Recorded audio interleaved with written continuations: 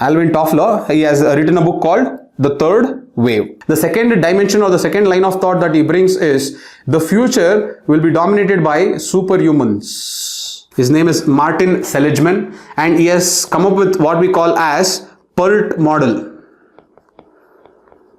Okay, this is PERT model. This is 5 key elements. 5 key elements for well-being of an individual. By achieving the state of acceptance and contentment, you will achieve mindfulness, and once you achieve mindfulness, you will break this cycle of striving. That is a very, very interesting point given by John Kabat-Zinn. I think, therefore I am. What René Descartes tells how humans are distinguished from animals. If you want to pursue knowledge, then you have to be willing to even question the self-evident truth. So this is again a wonderful quote or a wonderful line of thought given by Bertrand Russell. She has written a book called Alone Together. Look at how beautiful the topic here is. You are together but still feeling alone. He is a former Google design ethicist. So he has all the authority because he has the knowledge of how things are designed in the social media in order to amplify the psychological vulnerabilities of the users so that they can keep the users engaged. Hi guys. Welcome to another video, and in this video let us discuss the Mains 2024 essay paper. Now this video is made to give you clarity on how you should prepare for the essay paper of UPSC exams, and for that I have taken the effort to deal with all the 8 topics of essay in detail. If you see till the end of this video, I can assure you that you are going to learn different perspectives of around 30 thinkers. You will, by the end of this video, learn about different perspectives of 30 different thinkers. And developing the collection of such perspectives, bringing different way of analysis and dimensions is what is important for your essay paper. That is how essay is written. Essay is not written in a manner of GS answers. It has to have originality, it has to have expression, and it has to have perspectives. And all these 3 must be mixed and written in a very lucid manner with proper arrangement of thoughts. That is what is this essay paper. So today, let us detail out the analysis of the essay paper of UPSC Mains 2024. So I request you people to please watch the video till the end. I know that the video is going to be long, but I have taken the effort to make sure to break each and every essay topic in detail so that you understand what should be your line of thought for approaching the essay paper for the future mains exam. So I hope you will enjoy it. Please don't forget to like, share and subscribe because I've taken a lot of effort to do this, and I'll be doing this on all the mains papers in detail so that it should give you clarity of how to approach mains in general. So I hope you people will enjoy this, and I hope you people will get to learn a lot from this. So let us start off with the essay paper and let us try to start learning from it. Now let us just look at the different topics that have been asked in the Mains 2024 paper. As you can see in the section A, you have 4 topics. The first is the forest precedes civilization and deserts follow them. Okay. The second is the empires of the future will be the empires of the mind. The third is there is no path to happiness. Happiness is the path. The last is the doubter is the true man of science. Alright, let us look at section B essay and then come back and let us look at the overall picture of the essay paper. So the section B, if you look at the essay topics, you have social media is triggering fear of missing out amongst the youth, precipitating depression and loneliness. The next is nearly all men can stand adversity, but the test of character, to test the character, give him power. The next is all ideas having large consequences are always simple. The cost of being wrong is less than the cost of doing nothing. Okay, so these were the 8 topics that are asked in this Mains 2024. So to put this into thematic divisions, the first essay, the forest precedes civilization and deserts follow them. This we can put it under the theme of environment. The empires of the future will be the empires of the mind. This can be put under the theme of technology. The next is, there is no path to happiness. Happiness is the path. We can put it in philosophy. And the doubter is the true man of science. We can again put it in science. The next is, social media is triggering fear of missing out amongst the youth, precipitating depression and loneliness. This we can talk as a social issue. There is always one contemporary social issue that is asked. Nearly all men can stand adversity nearly all men can stand adversity, but to test the character, give him power. This we can talk with respect to political theory. All ideas having large consequences are always simple. This we can put it under philosophy. And the last, the cost of being wrong is less than the cost of doing nothing. This we can put it under ethics. It is the ethics of action. Okay. So overall, the topics that are asked in Mains 2024 are on predictable lines. There is no uncertainty, or there is no googly as such, what we call them, that we can see in 2024 paper. So this was on predictable lines. The second is, the topics are straightforward. The topics are straightforward. Alright, that is, there is no type of ambiguities that we see in this particular topics. It is pretty straightforward and it is clear. Once you read the statement, it's very clearer in understanding what the demand or what the context the essay topic is trying to set. Okay. The third is, there is no English words that are confusing here.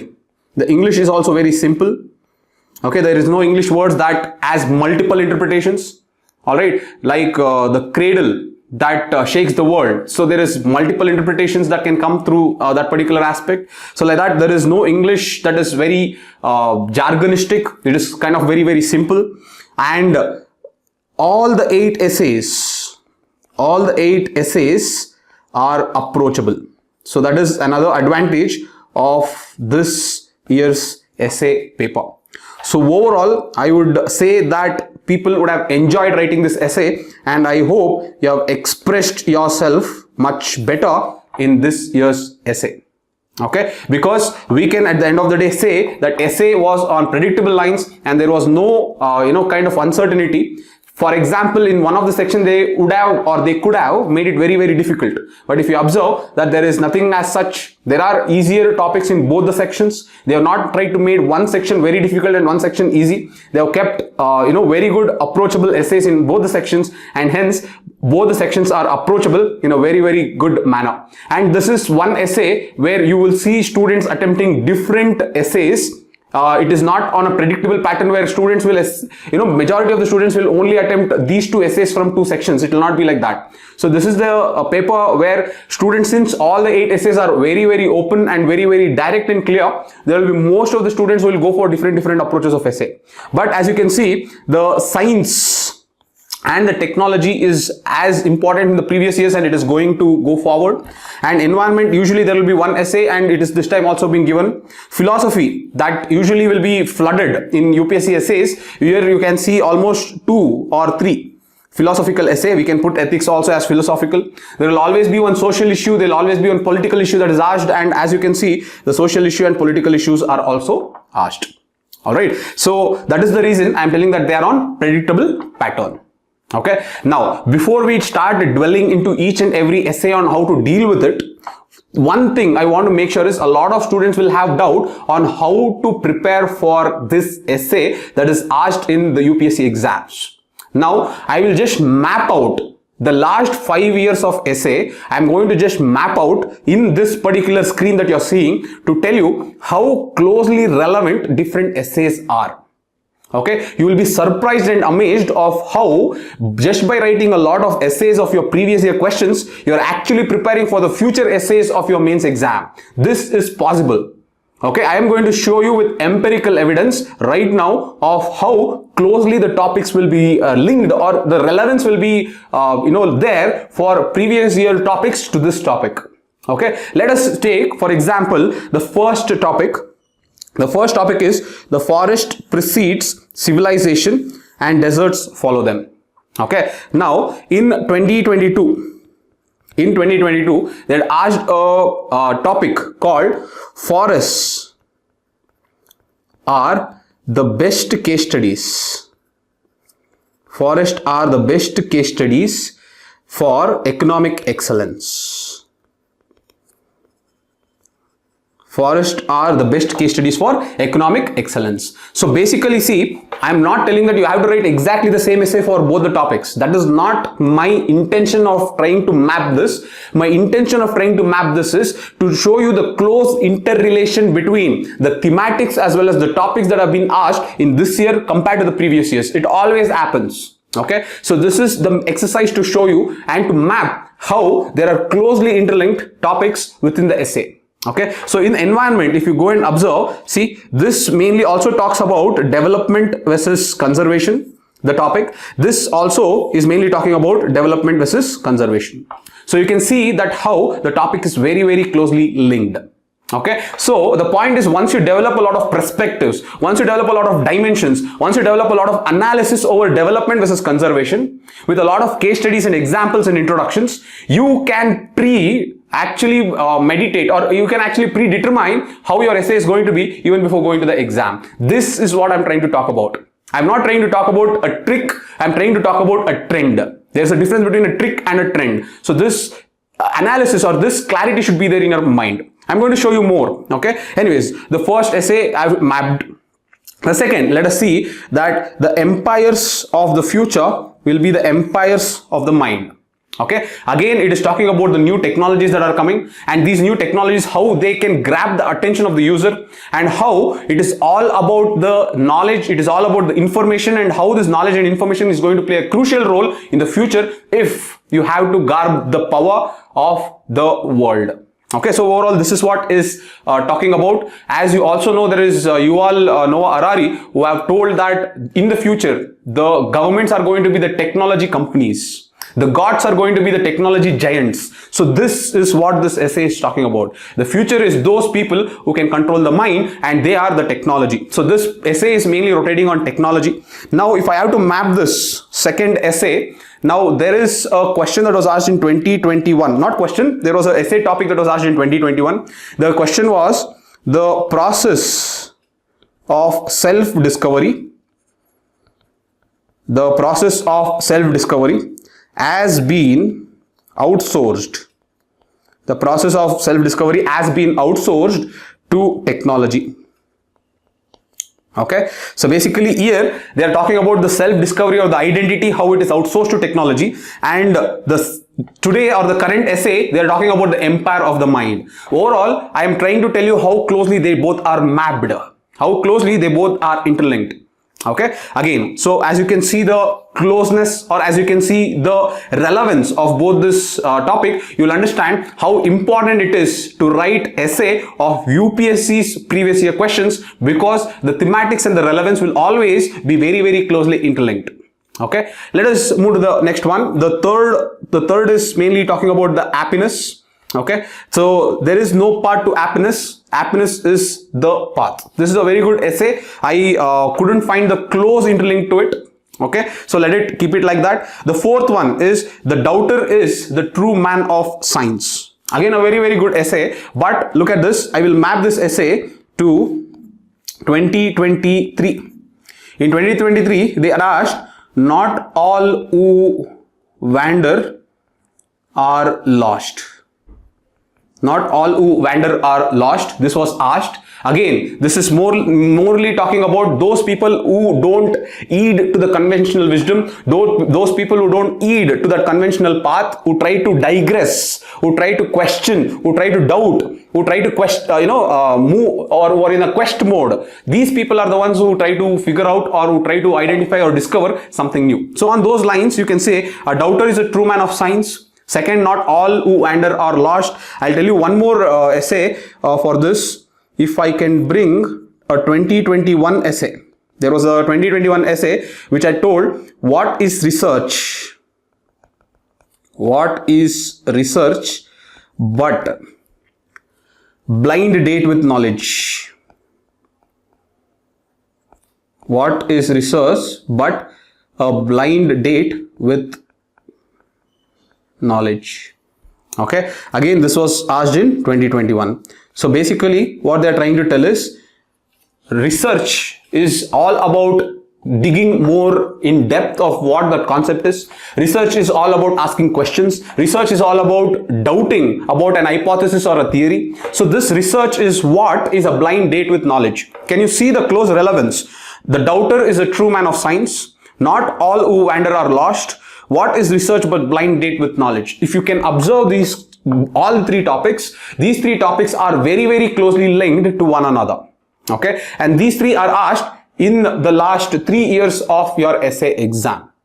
Okay, now if you have so much of relevance when you map to the previous year questions, why isn't it that a lot of students are not writing or preparing on the previous year questions? This is the first doubt that I want to put forth to you so that you think why you're not doing it. Now, these are the 4 topics, very, very interesting topics that we have seen. Let us move to the next 4 topics that has been asked. The next is social media is triggering fearing of missing out amongst the youth, precipitating depression and loneliness. A contemporary social issue that is happening with everyone because of the curated content that is thrown out in the social media that shows everyone as an ideal, happy human being. They have achieved everything in life, they are happy, they are content, they are fulfilled is what is shown in this particular social media. Unfortunately, this online persona is being mistaken for reality by a lot of people who now get the fear of missing out. So what is the fear of missing out? Is an emotional response that we get, that we are missing out on all those achievements, opportunities and happiness that these people are being shown in the social media. So this basically is a contemporary relevant issue that has been asked. So we will not map this as such. This is something of an observation that should come from within you. When you're reading newspapers, when you're observing things that are happening in the society, these are the first things that you should get.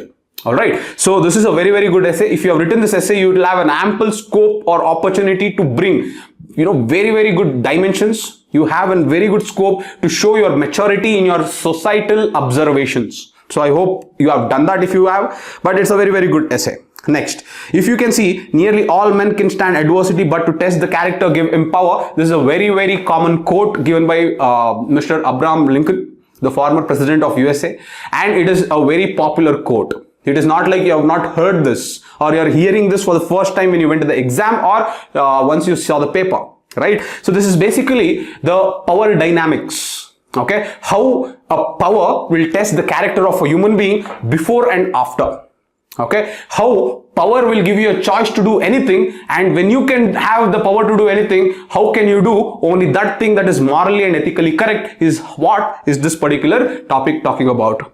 Okay, so now if I take this, okay, 6th one, now if I map it to 2021, there was an essay in 2021 that showed that ships do not sink because of water around them. Ships do not sink because of water around them, but sinks because of water that gets into them. Okay, so as you can see, this particular topic is also mainly talking about you will always have adversities surrounding you, but those adversities are not the reason for you to sink. But once things that go into you, that is once the egoism, once the pride, once the false infallibility attitude goes into you, that is when you sink. More or less, it is talking about your test of character. This 2021, the ship's essay is also talking about the test of character.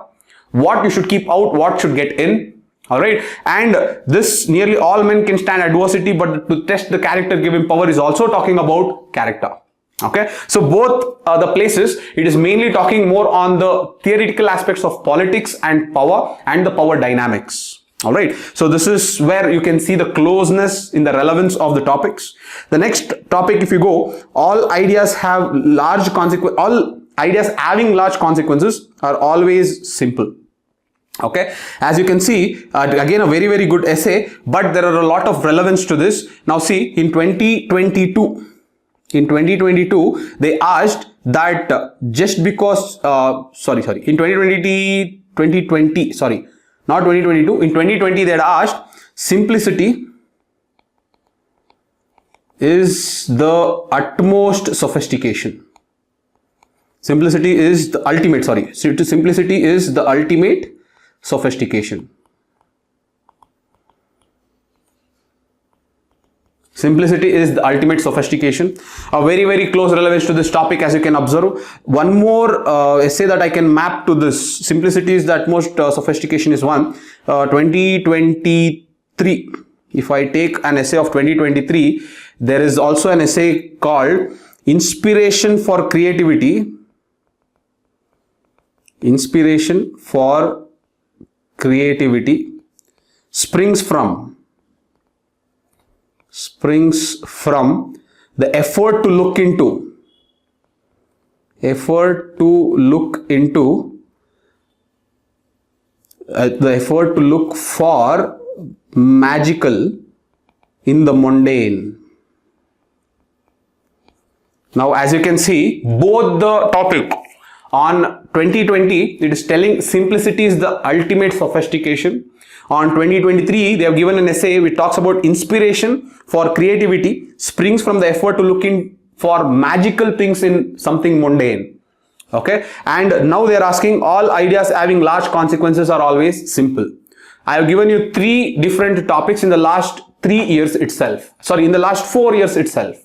Okay, 2020, 2023 and 2024. These 3 topics, if you observe, don't you think that there is a close relevance? Don't you think that you can see the mapping of different topics and how at the base and at the core idea it means the same? It is just that they are creating different ways of asking it, but overall the core idea is still remaining the same. Okay, now the last one is again, the cost of being wrong is less than the cost of doing nothing. Okay, that is, it goes with the quote, the good men pay for doing nothing, or the good men pay for being inactive. So this is an ethics of action that we talk about. All right, now if you can take this and if I map it on 2022, there is an essay, just because you have a choice, it does not mean that any of them has to be right. Okay, now let's look at this. In 2022, the same, more or see, they're asking just because you have a choice doesn't mean that any of them has to be right. It is also talking about decision making. Correct? So there the decision making has come to a paralysis because of a lot of choices.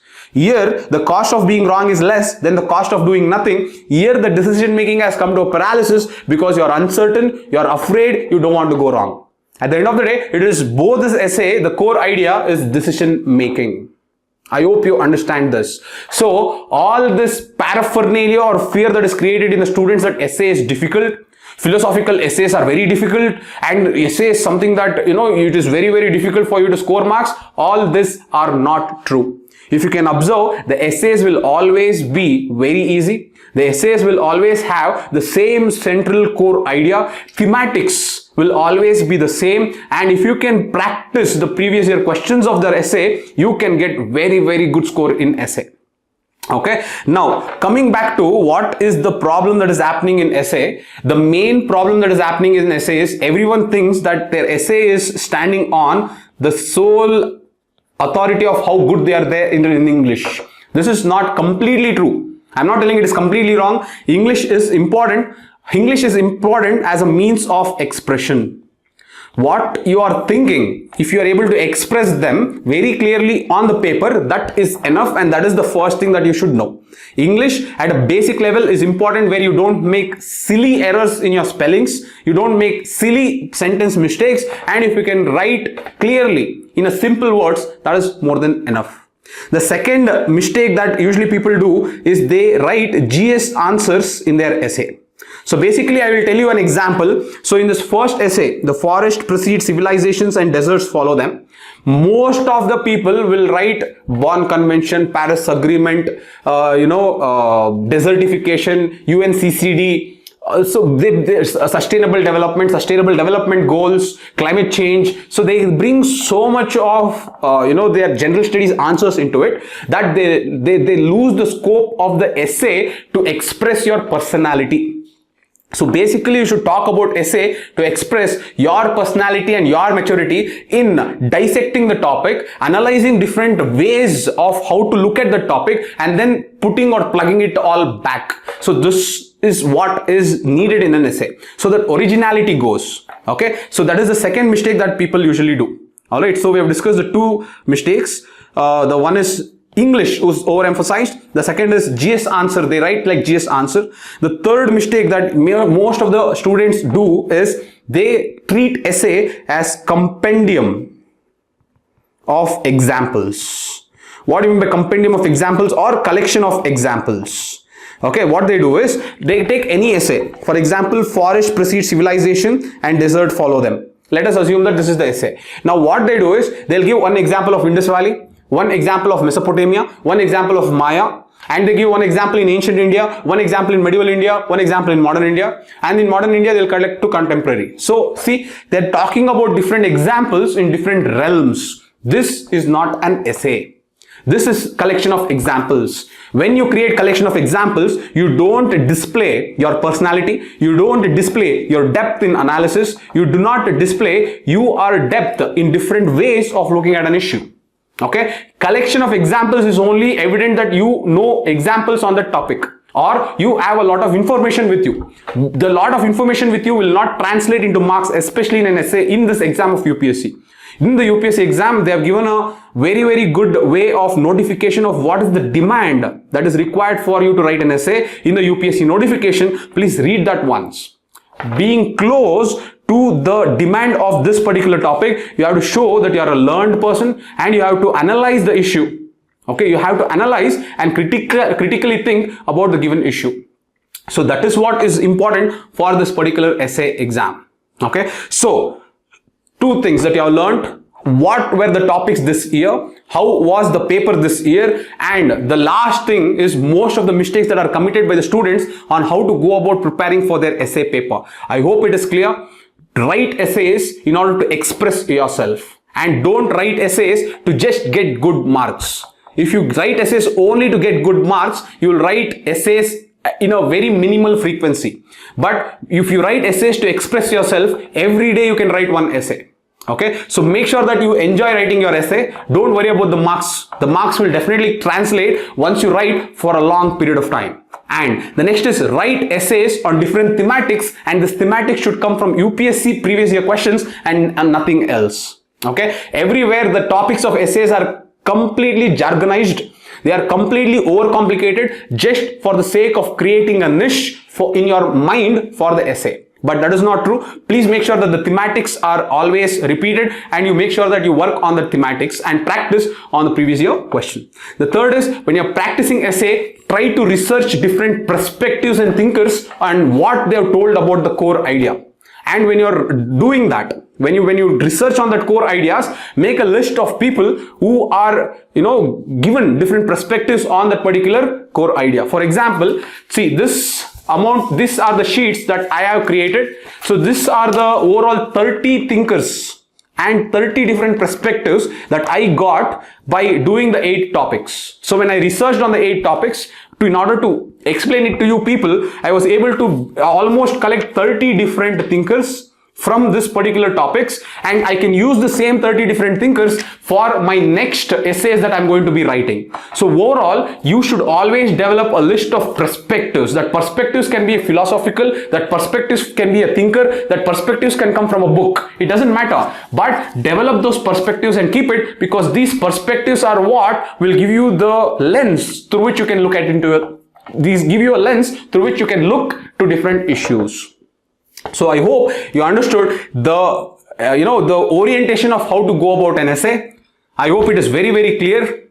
Okay, so now once we got to know how this year's paper was, and once we got to know how to map this topics to the previous year questions and how to go about your essay writing, now let us dwell into this 8 different topics and learn properly how to deal with this 8 different topics from the exam perspective. That is, in the exam, how can you create a very proper essay in that minimal time and bringing different diversity of viewpoints as well as arranging them in a very logical and sequential manner. So this is what we are going to see for all the 8 topics. Okay guys, now let us start off with the first essay topic. The first essay topic, as you are seeing, is forest precede civilizations and desert follow them. Okay, so basically I have structured my entire discussion on the basis of this. Okay, so first I will try to give a type of introduction. The next is we will try to analyze in different ways how we can dissect this topic and look at it and then put it back together. Then the most important aspect that I am going to give you people, these are the tools that you can use for your future essays as well, is the perspectives. This is where I bring different thinkers and philosophers, and I try to give you different perspectives that they have brought on the relevance of that particular topic. So if you watch till the end of the video, you will get at least 20 to 30, no, it's not 20, it is 30 thinkers whose perspectives you are going to get, or you are going to learn, that you can use in your future essays. And then we will talk about the contemporary relevance of this particular topic, as well as how we will conclude this particular topic. Okay, so overall this is how my structuring of the entire 8 essays is. Okay, so overall whenever you get a topic, it is always very important for you to brainstorm this entire topic. When I say brainstorm the entire topic, you need to list down all the points that run in your mind. Okay, all the point that runs in your mind. So look, when I say that runs in your mind, don't try to stop the thoughts at all. There should not be any stop in the thought process. Every silly point to strong point, each and every point should be written down. Okay, so let us say that you got around 30 points, 1 to 30. You got 30 points like this. All these are random points and let them be randomized. So once you got this random points, now you got a broad structural level like this. Okay, the broad structure is what? Introduction, analysis, perspectives, contemporary relevance, conclusion. So there are 2 lists that you're seeing. This is the structure and this is your thoughts. So the moment you have these 2 lists, your main job is to now synchronize the thoughts with this structure. So how will you synchronize? For example, let us say you know all the 30 points. So in the 30 points, let us say point 25, 27. These 2 points can be used in introduction. So the moment you know the 25 and 27 can be used in introduction, write it here, 25 and 27. 1, 2, 8, 6, 10. These are very good points for conclusion. Okay, so if this is a very good point for conclusion, then write it here as 1, 2, 8, 6 and 10. So this is how you have to make sure that you map your thoughts and your brainstormed content into the broad structural level of your essay. If you don't map your thoughts to the structure, to the basic backbone, then the sequence of your arrangement of thoughts will be incoherent. Okay, it will not have that synchronicity, it will not have the flow. What is important in the essay is the flow of the essay should never be hampered. The flow of the essay should always be very smooth and very lucid. Okay, so I hope you got to know how actually you have to sit and structure your essay before you start writing it.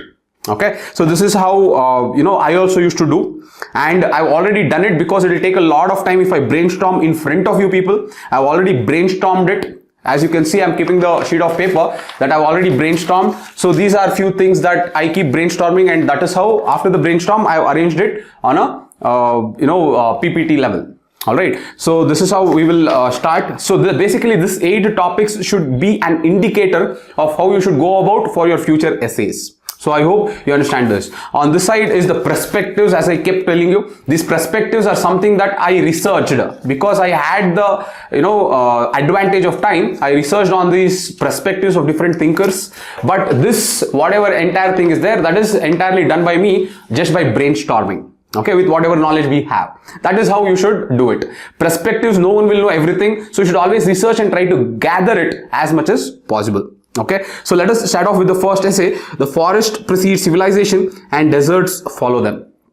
Okay, so when you have this essay, forests precede civilization and deserts follow them, what can be the introduction?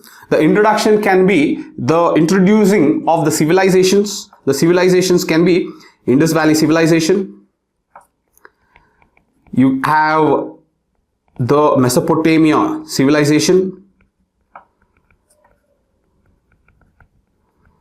And you have the Egyptian civilization. So broadly, you can bring others also. So you have the Mayan civilization, you have the Chinese civilization, you can bring different things. But in my introduction, I will introduce by talking about this civilization and why did they flourish. They flourished mainly because of the rivers, mainly because of the fertile soil. These are the two reasons why they flourished. Okay. Now if you take Indus Valley civilization, it comes in Indus River. Mesopotamia, it comes in Tigris and Euphrates, and Egypt, Nile. So as you can see, the entire civilization's starting point happens because of nature or because of natural advantages. This natural advantages is what is the reason why these civilizations have come up and why the settlements have come up, why the human advancement happen in only certain pockets of the earth is mainly because of the natural advantages. This gives us, or this brings us to the first statement, that the forest precede civilization. Okay, this brings us to the first statement, that the forest precedes civilization. So this will be my first paragraph where I talk about how civilization gets started because of natural factors or natural advantages. Now one thing there, what I will tell is, the forest that is given here is both literal meaning, as well as metaphorical meaning. When I say metaphorical meaning, the forest here means at a broader level nature. The forest means at a broader level nature. So the nature gives, the man takes. When the balance between giving and taking is spoiled, that is where the next sequence of events happen, and that is the deserts follow them. So in the introduction, the first paragraph I have given this particular introduction. The second paragraph, I talk about the same three civilizations, what happens next. The same three civilizations, what happens next. The trade grew, the population grew, the technological advancement grew. When all these three grew, the civilization should have advanced or progressed, but suddenly we are seeing a decline of all the three civilizations. The reason why we see the decline of all these three civilizations is the nature that was giving has now stopped to give. Right? So the soil fertility declined. The soil fertility declined. The rivers dried up. Okay, and then now there was lack of food, and this lack of food resulted in the decline of the civilization. See, this shows the next part of the essay, that is the deserts followed them. So this is how I will start my essay. I will start by submitting my perspective that I am with what the line of thought of the essay is. That is, I concur my view that yes, forest precedes civilization and deserts follow them. Okay, here when I say deserts follow them, hypothetical again, desert is a metaphorical meaning. That means there is decline. Okay, why is there a decline? Because the nature gave and we took, and there was no end to it. Instead of once we take, we have to also give it back. When we stopped giving it back, that is when the decline happens. That is when the desert follows. So this is my introduction. So I hope you understood how the introduction goes. The next is the analysis. Okay, the next is the analysis. So the analysis, I can talk about the cyclical relationship. I can talk about the cyclical relationship between nature and human development. The cyclical relationship between nature and human development. What is the cyclical nature? As I told you, see, everywhere the nature will provide you advantages. Okay, and this natural advantages is becoming the centers of human development. Okay, these centers of human development will have the peak of civilization, and this peak of civilization will result in decline, and the decline will result in what you call as the metaphorical deserts. See, and this keeps following. Again, there is a civilization because of natural advantages. Again, these natural advantages can create centers of human development. Again, there can be peak of civilization. Again, there's a decline. Again, there's a desert. Now, there is always this cyclical relationship that happens with man and nature and human development. Okay, so this is the first analysis that I give. The basic premise of the cyclical relationship is the balance between the give and take relationship. Okay, the moment, okay, here the nature gives and the humanity takes. So this has to be in a balance. The moment we lose this balance, that is where the metaphorical deserts come in. That is where the metaphorical deserts follow. So this cyclical relationship is my first way of analyzing how forests come first, followed by civilization. Civilization is followed by deserts. So this forest, civilization, desert is happening in cycles. So this is the entire aspect from our human history, from the start of mankind. We are seeing this cyclical relationship. So this is the first aspect of my analysis. The second aspect of my analysis is the complex relationship. The complex relationship between nature and man.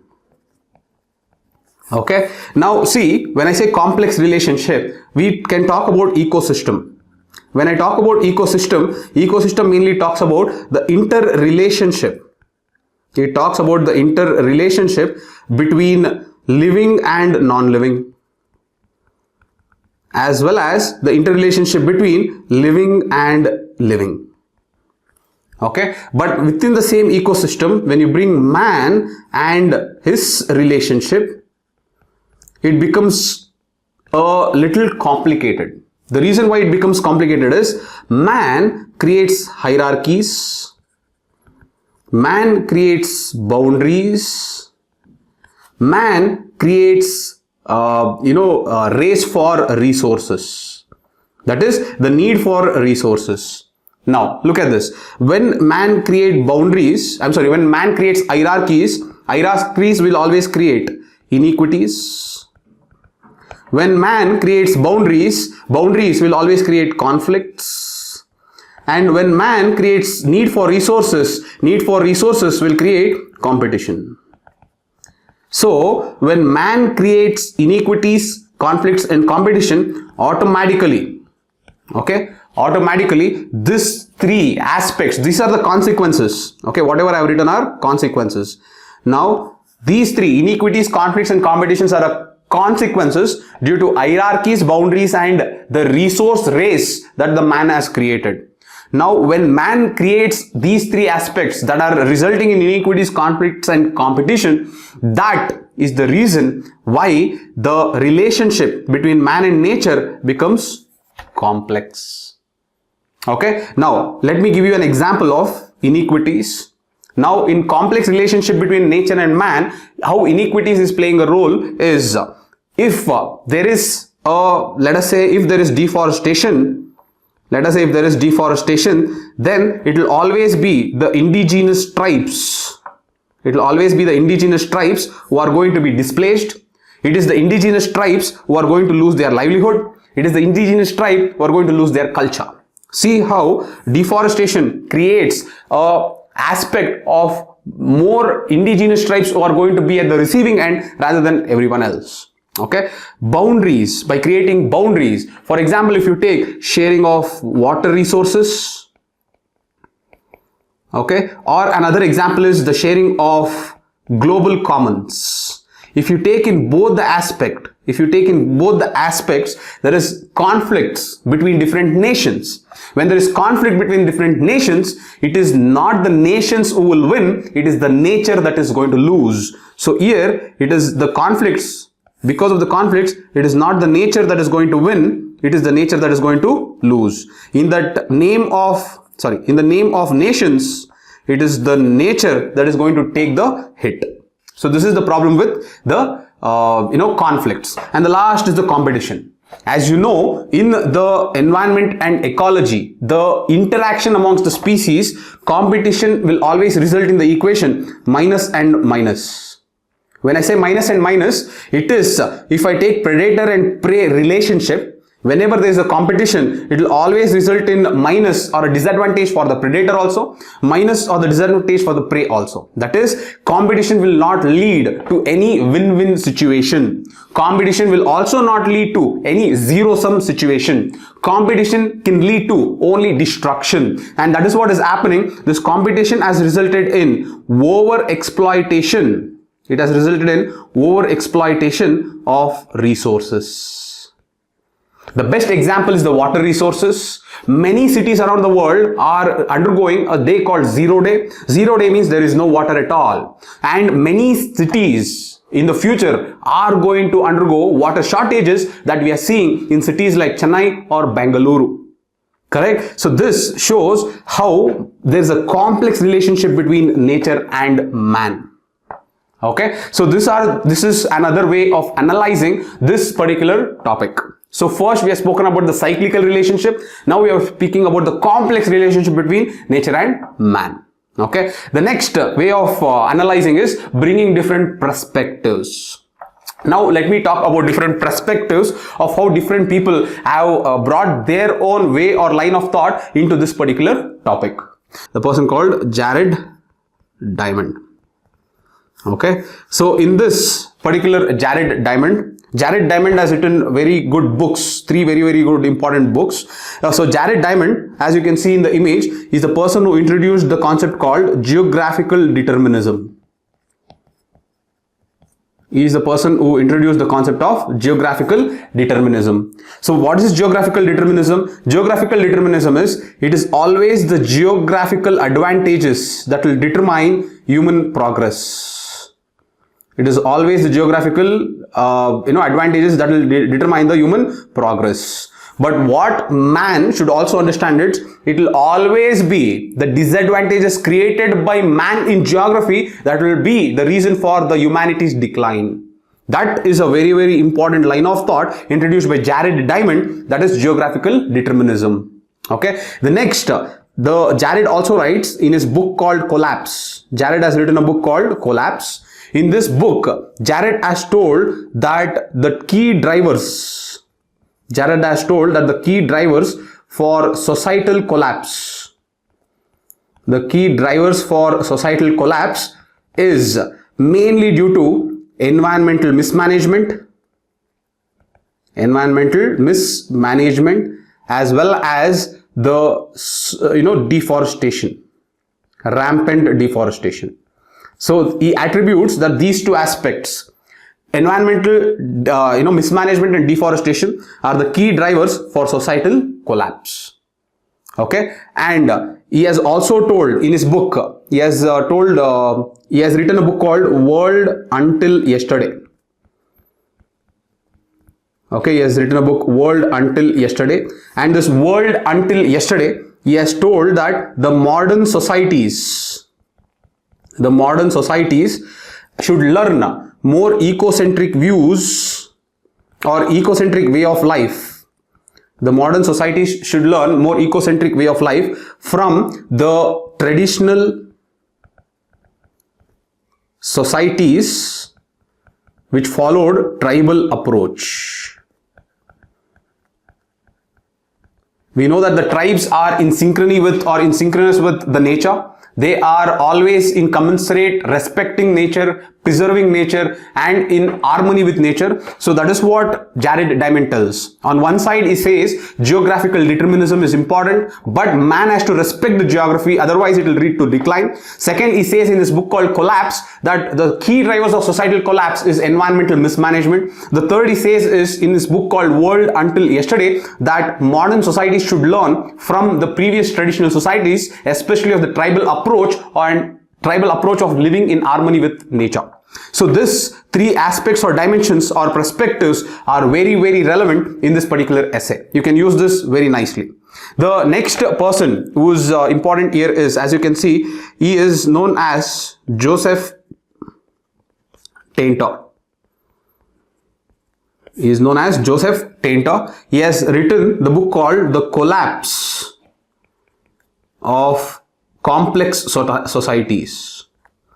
The Collapse of Complex Societies. Okay, so here very beautifully as told, a society will start as a simple way of living of collection of people. Okay, it is a simple way of living of collection of people. So this society that starts as a simple way of collection of people, living of collection of people, will now have a very ecocentric way of life. That is, they will respect environment. There is less harm to the environment. There is harmony with the environment. This is how a society starts. And as the society progresses or evolves, this society will become more and more complex. And as it becomes more and more complex, it becomes technocentric. Okay, as it becomes more and more technocentric, there is more usage of resources, there is wastage of resources, and the resources are exploited indiscriminately.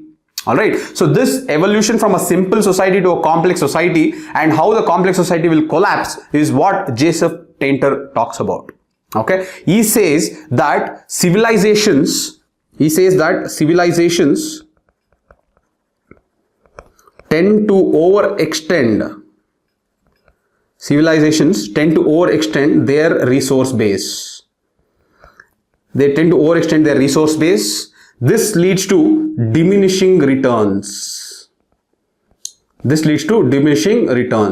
Okay. Now, the next question comes, why does civilization think that they overextend their resource base? The reason is very simple.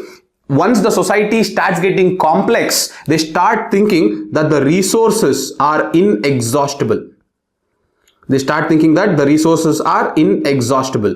So the moment they start thinking that the resources are inexhaustible, they lose the balance with nature. And the moment they lose the balance with nature, they collapse. That is what Joseph Tainter tells, that complex societies will collapse because they overextend on their resource base with the belief that the resources can be replenished and the resources are inexhaustible. The moment they do this, they start indiscriminately exploiting the resources. That will lead to the collapse of the society, the complex society. This is another very interesting perspective given by Mr. Joseph Tainter. So two thinkers we have learned, Jared Diamond, who has provided three different types of perspectives on this particular topic, and now Mr. Joseph Tainter, who has also given the perspectives in the book, The Collapse of Complex Societies. Okay, one more perspective, that interesting perspective that you will understand is from a person called Aldo Leopold.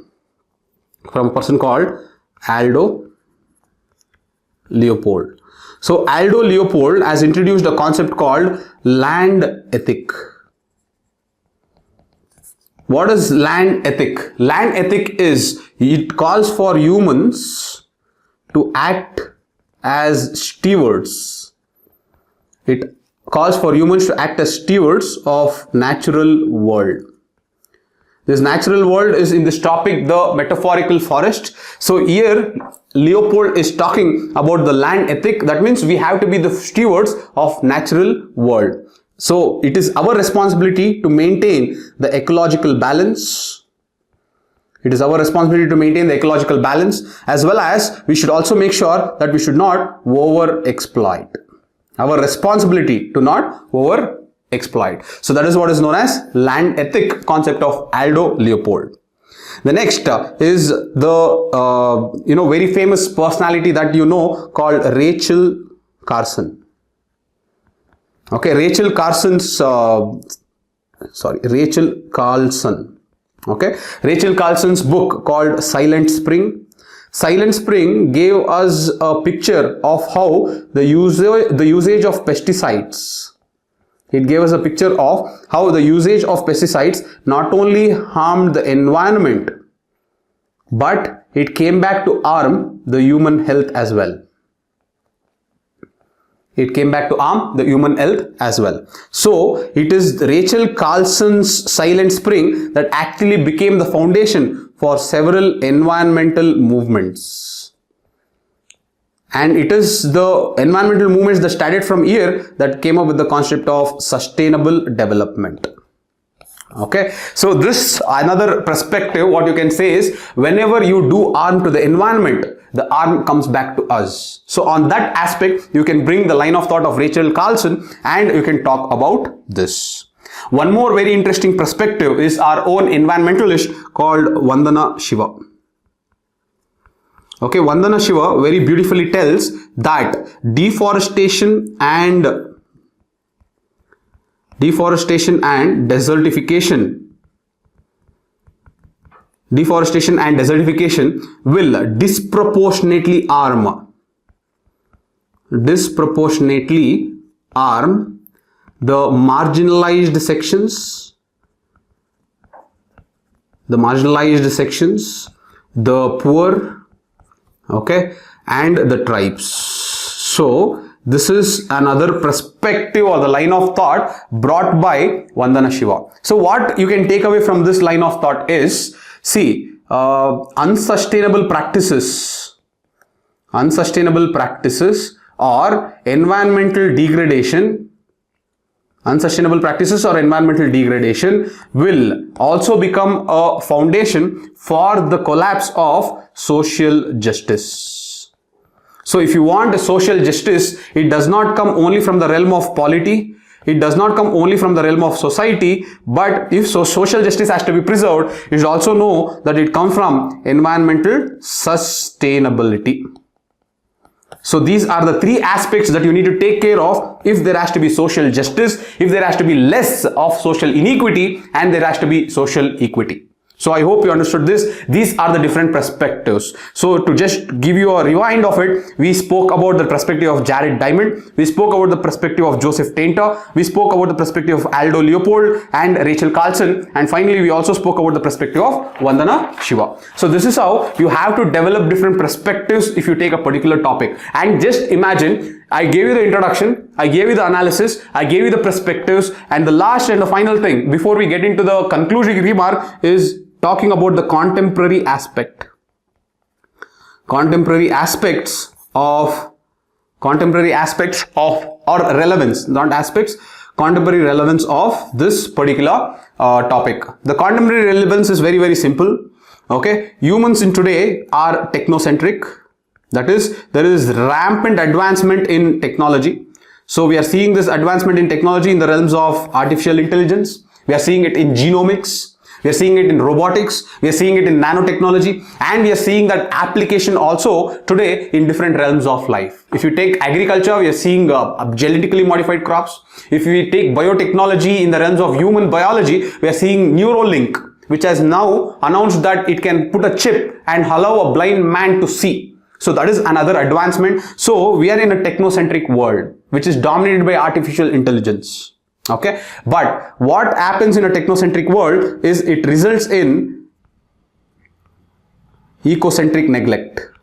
Okay, we'll start neglecting the environment or the natural advantages that had provided us all the tools for us to advance. One such example, or one very good example, is what is today's climate change. The second example is biodiversity loss. The third example is the increased frequency of disasters. Okay, the fourth is pollution.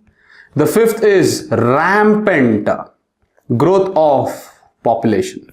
See, all these are because we have neglected the ecocentric concept of living. That is one of the important aspects that you have to understand. So this is what you can talk here. You can talk about, see, one very important note that I want you to I want you to understand is, don't make it seem like GS answer. That is, you can to an extent here and there, but don't make every answer Bonn Convention, then UNCCD, then don't make it Paris Agreement.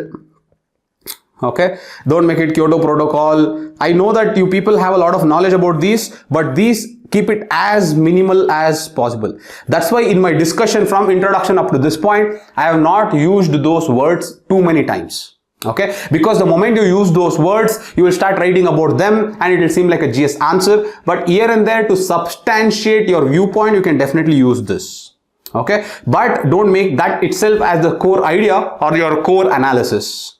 So I hope you are understanding this. So in the contemporary aspect or relevance, we can talk from this angle. So this is a very good angle.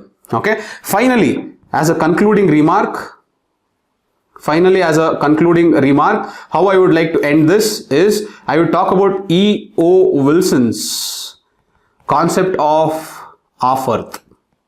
E.O. Wilson's concept of Earth. It's a very, very interesting concept. What E.O. Wilson tells is you dedicate half of the earth to humanity and you dedicate half of the earth to you dedicate half of the earth to nature. When you say nature, it includes animals, it includes plants, it includes other components. So he is telling that let us take half of the earth, but at least make sure that the other half of the earth is left completely to nature.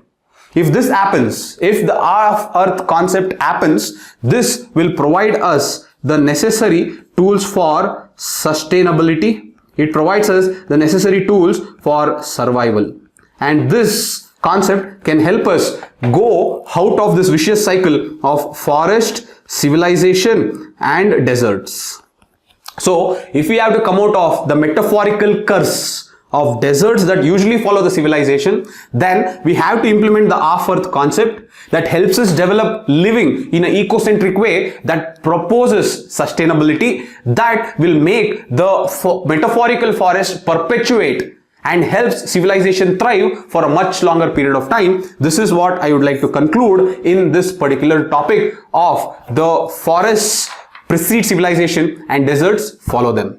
So this is how your analysis for an essay should be, by bringing different ways of cutting a particular topic, looking at it in different lens and then putting it back together at the conclusion. So I hope it helped you, and I hope this way of analysis is what you will be doing in the future also. One very important note is, whatever perspectives that I discuss, make a note of all these thinkers and their perspectives that you can make use of in your future essays that you will be writing. And one very, very small request is, if you liked the way this video is and the approaches, please make sure that you like, share and subscribe, and please make sure that you share it with your friends so that it reaches as much people as possible across the country.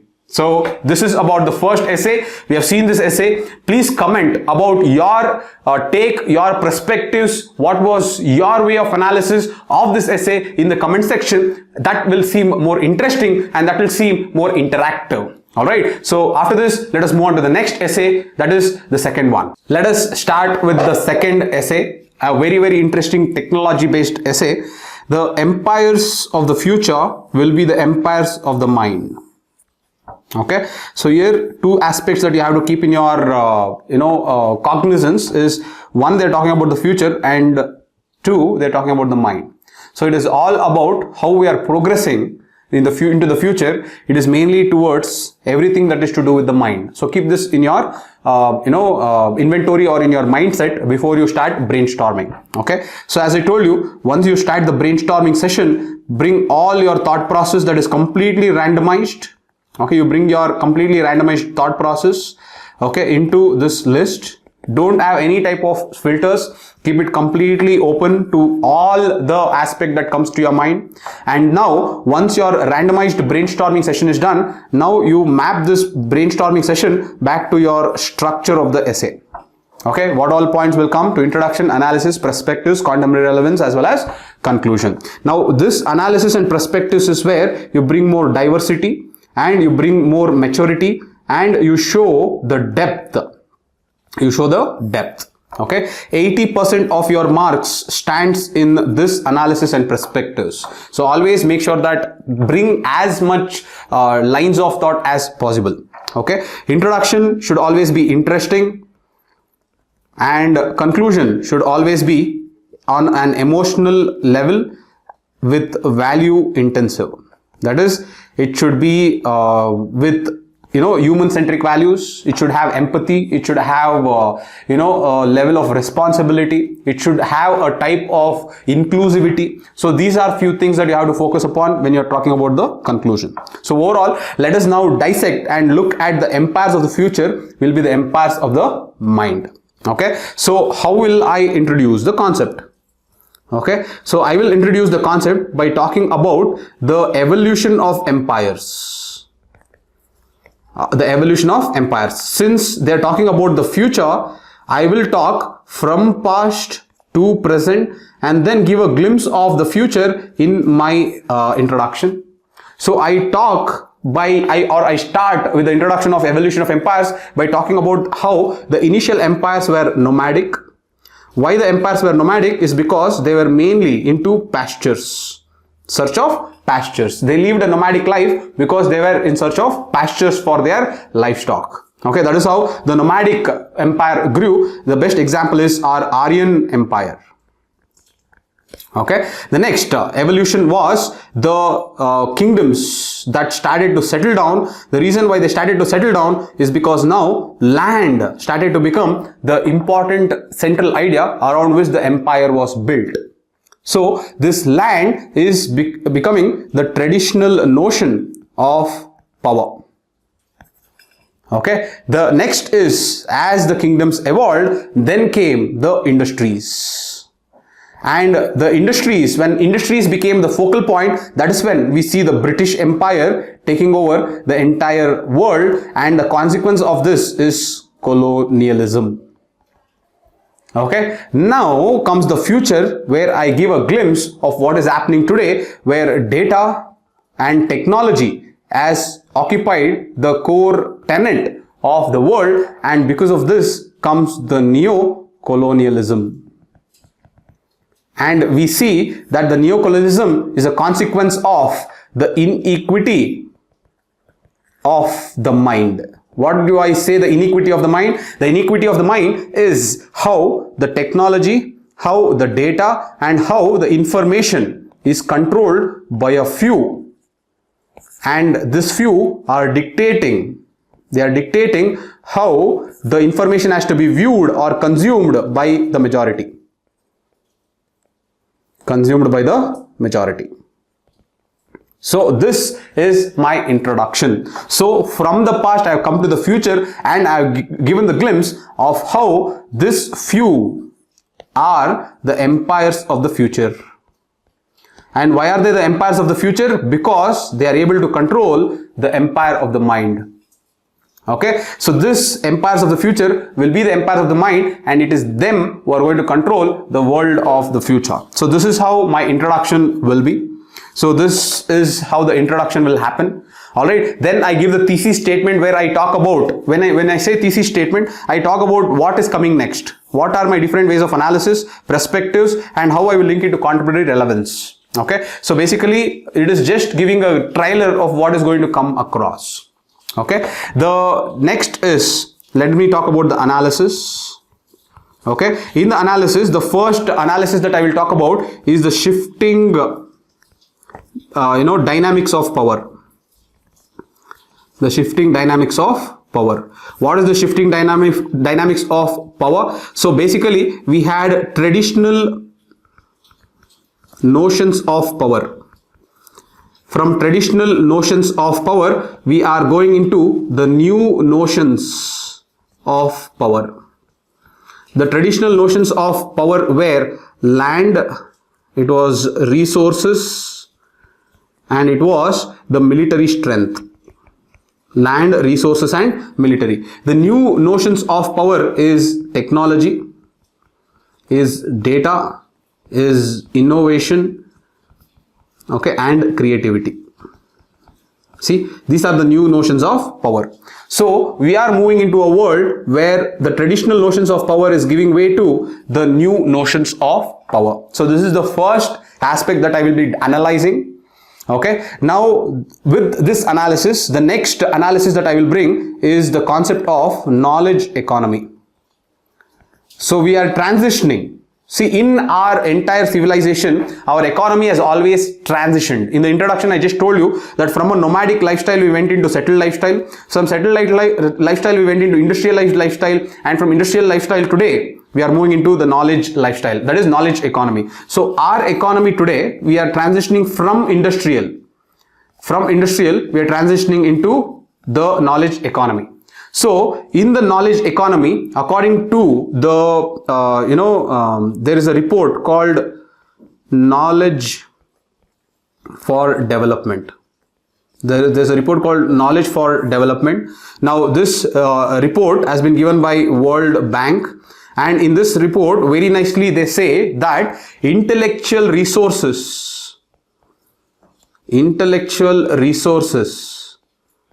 are becoming more important than physical territories. Intellectual resources are becoming more important than physical territories. So here when I'm analyzing intellectual resources or physical territories, I will analyze why the intellectual resources today are becoming very, very important.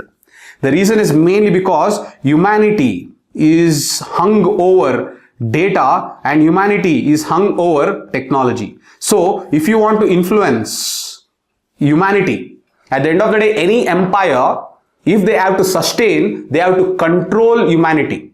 Now they can control humanity by force, they can control humanity by incentives, but in today's world, they can control humanity by controlling their mind.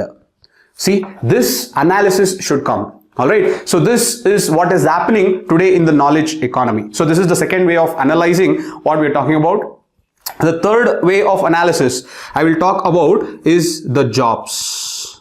See, the entire humanity, we need jobs to survive. We need jobs to feel purposeful. We need jobs to make sure that our time does not our time is spent judiciously and our time is spent in a very rational manner. So jobs is more than economic angle. Okay, don't think that jobs are only a means to gain money, but jobs are beyond economy. It is not just economy, jobs are beyond economy. So if you take the report given by the World Economic Forum, the World Economic Forum has released a report, and the report says the future of jobs. Okay, the future of jobs. This is the report given by the World Economic Forum. In this report given by the World Economic Forum, it says that if we don't create skills, for critical thinking,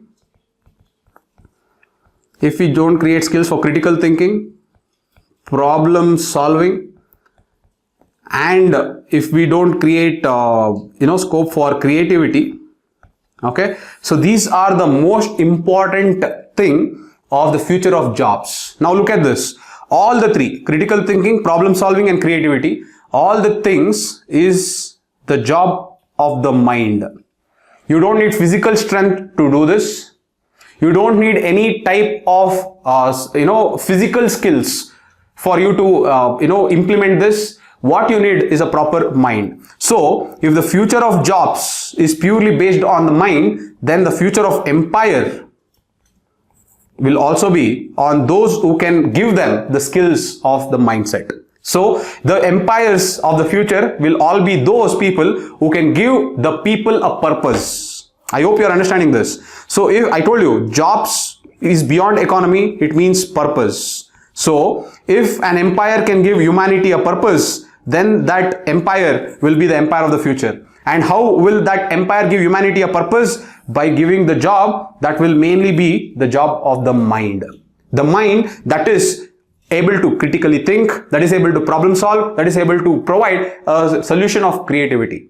Now, if I can provide the job to you, then obviously you will be obedient to me, and that is how I can create an empire. So this is one way of analyzing how the empires of the future are the empires of the mind, because they are the ones who can give you the purpose. For example, today if you take Google, today if you take Instagram, today if you take Twitter, these are more respected by humanity because it seems like they are providing them the purpose. It seems like they are the one who will allow the mind of the humanity to work. It is they who are going to seem like the bosses of the future. The jobs for the future of humanity is from these companies, and hence since they provide the technology, or since they provide the platform for using the mind, they are the next future empires. So this is another way of analyzing this given essay. So I hope you understood how to go about this. Okay, the next is the perspectives. Very, very interesting perspectives has come. I have made a note of these perspectives here. So the first person who has given a very, very good way of looking at this is Peter Drucker. This person is Peter Drucker. Okay, this person was known as the father of modern management theory. He is known as the father of modern management theory. He says that the traditional forms of capital and labor will be replaced by assets like ideas and innovation. Okay, so traditional forms of capital and labor will be replaced by ideas and innovation in the knowledge economy. So whosoever wants to have a grip, whosoever wants to dominate in the world's landscape, whosoever wants to get the power dynamics of today's current day's time, then the only way to do it is invest more in ideas, invest more in innovation, invest more in critical thinking, problem solving, as well as we have to invest more in creativity, and only then will that particular nation become an empire that can have a grip over humanity, is what Peter Drucker says. He says knowledge economy is the future and we have to start investing in that future as quickly as possible. This is one of the perspectives given by Peter Drucker. Okay, the next is the person called Alvin Toffler. So Alvin Toffler has written a book called The Third Wave. Concept of the knowledge economy, where the traditional forms of labor and capital is giving way to knowledge, information and knowledge. Then we spoke about the Alvin Toffler's The Third Wave. The third wave is the information age that he is talking about. Okay, and the last is the Yuval Noah Harari, and how you control data, artificial intelligence, you can control humanity, and how the future is of superhumans, where there is syncretism of artificial intelligence, biotechnology with human biology. So these lines of thought again points to the sole fact that the future will be the future of mind. Okay, so anyways, so this is how the empires are built. So coming to the contemporary aspect of this. So if I have to talk about the contemporary aspect of this, look at global challenges. We are, facing a lot of global challenges. For example, one such global challenge was the COVID-19 pandemic. Now, how did we win over the COVID-19 pandemic? Did we win over the COVID-19 pandemic with military? Did we win over the COVID-19 pandemic with money? Or did we win over the COVID-19 pandemic with intellectual resources? So what you should understand is, whatever global challenges that come in the future or the present can be won over with intellectual resources. We have intellectual resources, we can make sure that we fight the global challenges. So that is the first contemporary example that I want to say. The second is the geopolitical landscape. Okay, now when I say the geopolitical landscape, if you look at today, if you look at USA and China, they are not fighting over land. They are not fighting for any type of resources. What they are fighting for is the race to genomics, is the race to quantum computing, is the race to space technology.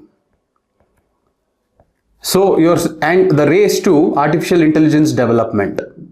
Now look at this. This clearly shows the way the geopolitical landscape is churning out and the way things are expressed. It is very, very clear that every nation wants to be at the forefront of technology. Every nation has to be at the forefront at controlling the data. Every nation is to be at the forefront of information. They want to control the information. Okay, so that is the geopolitical landscape that is there today. So this is another example. Okay, the another contemporary aspect of this is the new conflicts that are arising. As you can see, there are new conflicts that are propping up every day. One is the cyber warfare that is amongst the nations and state and non-state actors. But another new conflict that is arising is the era of misinformation and fake information. So this is something that we have to fight for together. Okay, so this empire of the mind, what happens is, you can give another way of analysis in a negative way. This empire of the mind will be creating inequity more than equity. So when it creates inequity, as I told you in the introduction, it is only the few who are going to control the entire world. And when it is only the few who are going to control the entire world, obviously the social justice goes outside the window. Okay, so this is where the misinformation comes, the fake information comes. This is where the information is manipulated in a way to give advantage to the few at the cost of the majority. So this is the problem of contemporary relevance that we can see in today's world times. Okay, so finally the concluding remark. Okay, the concluding remark is how humanity should come together to create a global framework on how to handle the data, how to handle the information, and how to handle the technology. And one more important aspect or dimension that you should look upon is this data, information, and technology must be made a public good. The moment you make it a public good, this will not be in the hands of few, and from the hands of few, it goes to the hands of many. Okay, and the framework that we build should be purely based on all stakeholders approach. That is, there has to be all stakeholders who are included when creating a framework so that no one is compromised or no one is left out. Okay, from the tribes to the civil society organizations, everyone should come together only to make sure that a global framework is created for this. Overall, we accept that if humanity has to survive, the human mind has to elevate, and for the human mind to elevate, it should elevate within a framework that is approved by everyone rather than dictated by few. It should not be elevated by those people who are dictated by few, but it has to be elevated by a framework that is approved by everyone. So this is the lines where I would like to conclude this essay. Again, if you would like this analysis, if you make sure that you thoroughly enjoyed this, please comment in the comment section what is your take on it. How can you bring more perspectives into it? How can you bring more analysis into it? And please, one more request, if you have liked this, please do like, share and subscribe. Thank you so much for that. Alright, so this is about the second essay. Let us start with the third essay. The third essay is, there is no path to happiness. Happiness is the path. Okay, so basically here they are talking about happiness as a state of being. Okay, it is not a state of pursuit. So overall, this is the essence of how happiness is itself a state of being. So this is what this essay is talking about. As I already have told you that I have brainstormed and created my structure. So you can brainstorm and create your own structure. So let us start analyzing. The essay is very, very straightforward. It is just telling that love what you do or just enjoy the process. Worry less about the outcome. So these are the different analysis that we can bring. Anyways, I'll bring that analysis once we do the introduction. So if I have to talk about the introduction, so how will I introduce? I will talk about two stories. Okay, the first story is about Gautama Buddha. The first story is about Gautama Buddha and the second story is about me. So both the stories I'm going to give a context of what happens in our pursuit to happiness.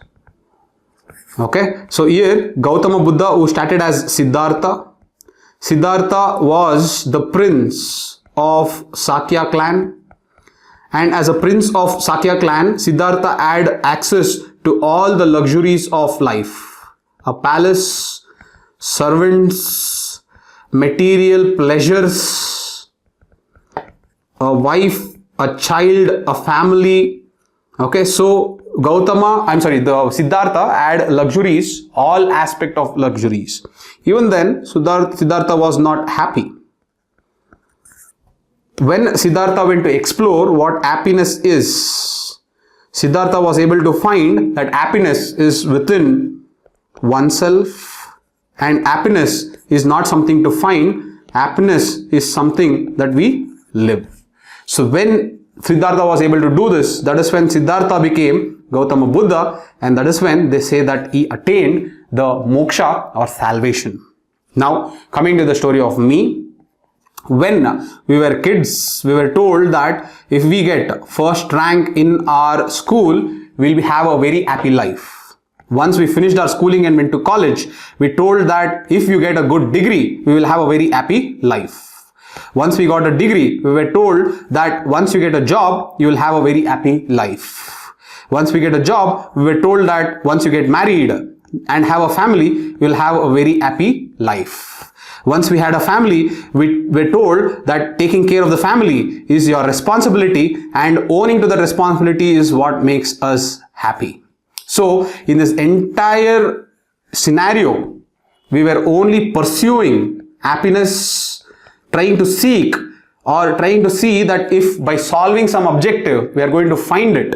This is our entire attitude towards happiness, and this is what our life is structured. The entire life of us is structured on this attitude of pursuit of happiness. So, this is the two different stories which shows on one side a person found out that happiness is not something to pursue but something that is within ourselves, and our way of life where we are constantly being pushed to do something in the name of finding happiness. So on one side there is true happiness and how to find it. On the other story there is pursuit of happiness and the constant struggle and striving to achieve something to get that happiness, that is also at the end a mirage. So this is about the introduction that I am going to do. Alright, so once I do the introduction, now comes the analysis. Now comes the analysis. The first is the pursuit of happiness. Okay, we always pursue happiness because we don't realize or we are not aware of what is true happiness. Okay, that is the first analysis. That is, we are constantly trying to learn from the traditional notions. What does the traditional notions say? The traditional notions say that we have to strive for happiness. We have to strive for happiness. And because the traditional notions constantly say that we have to strive for happiness, we are trying to strive. We are thinking that by doing something, we are going to get happiness. Alright, and here I know most of the people have that temptation to tell, pursuing UPSC will give us happiness, but it is not, but don't bring those aspects at all. See, essay is an expression, but also essay is a reflection of your maturity. So don't talk about your struggle in the exams, don't talk about your UPSC, pursuing your UPSC and not clearing your exam and hence happiness. Don't talk about all these things. Okay, leave all these things and talk from the maturity and depth of how your personality is shaped. That is very, very important. Okay, so the first is, I am not telling that that is wrong. I am just telling that that does not suit well or does not, substantiate well your analysis. Okay, so the first is we are in the constant endeavor for the pursuit of happiness because we are more on the traditional notions of it and we are not aware of what true happiness is. This is the first analysis that I want to do. The second analysis that I wanted to do is the attitude towards happiness. The attitude towards happiness is set by the society. Is set by the society and is not set by the family. Because see what happens, the family wants to make sure that the child follows the norms of the society. The family feels that by following the norms of the society, the name of the child is held at high within the society, and the family feels that will translate into happiness for a child, which it does not.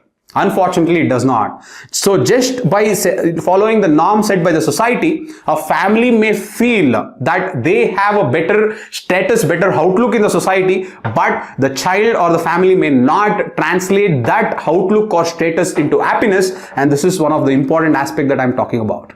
Okay, so this is another analysis that we have to talk. The third analysis is money and happiness.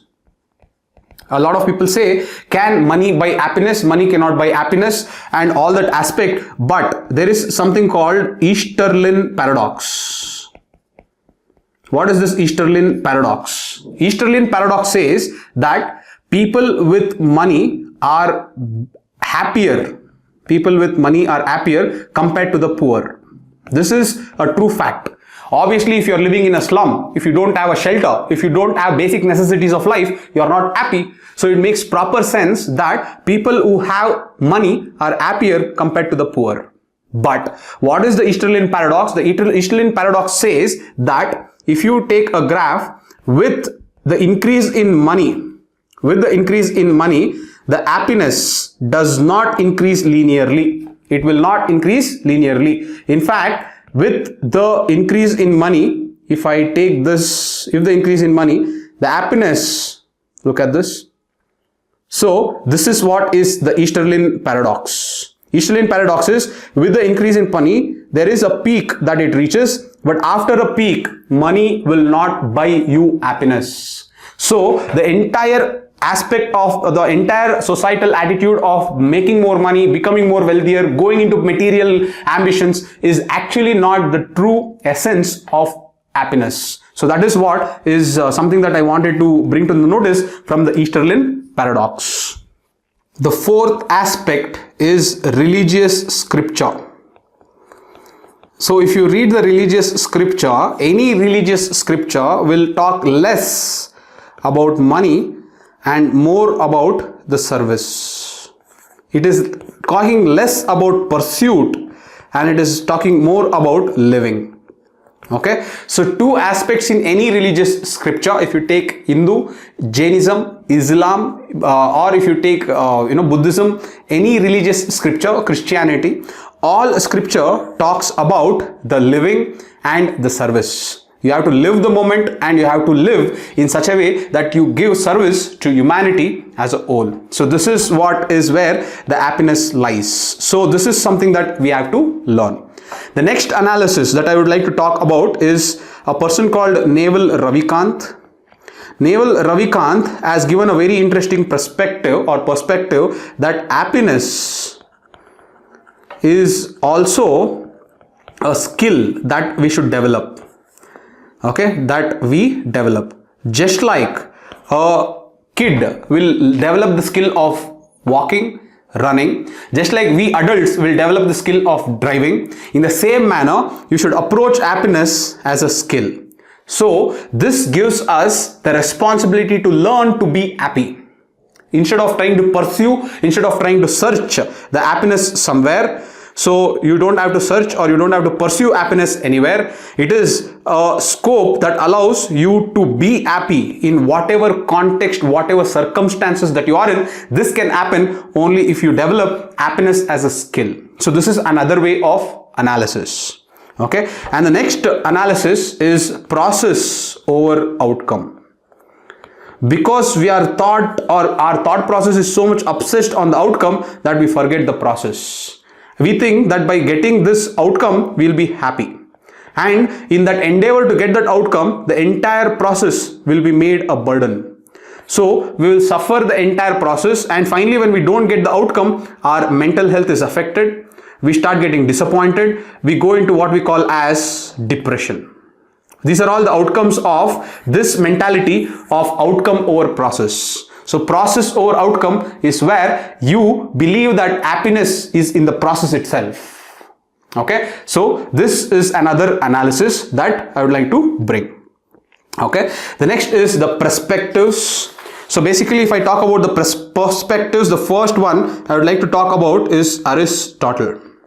Okay, so Aristotle talks about two types of perspectives, the hedonic perspective and the eudaimonic perspective. Okay, so hedonic perspective is pleasure, eudaimonic perspective is virtue, and he believes that we have to focus more on the eudaimonic perspective, that is living a life of a virtue, and only then we will get what we call as fulfillment. That sense of fulfillment comes only by living a life of virtue and not by pursuing the hedonic happiness, that is what is pleasure. So these are the two types of happiness that Aristotle talks about. Okay, so this is about Aristotle. The next is, if you see Buddha.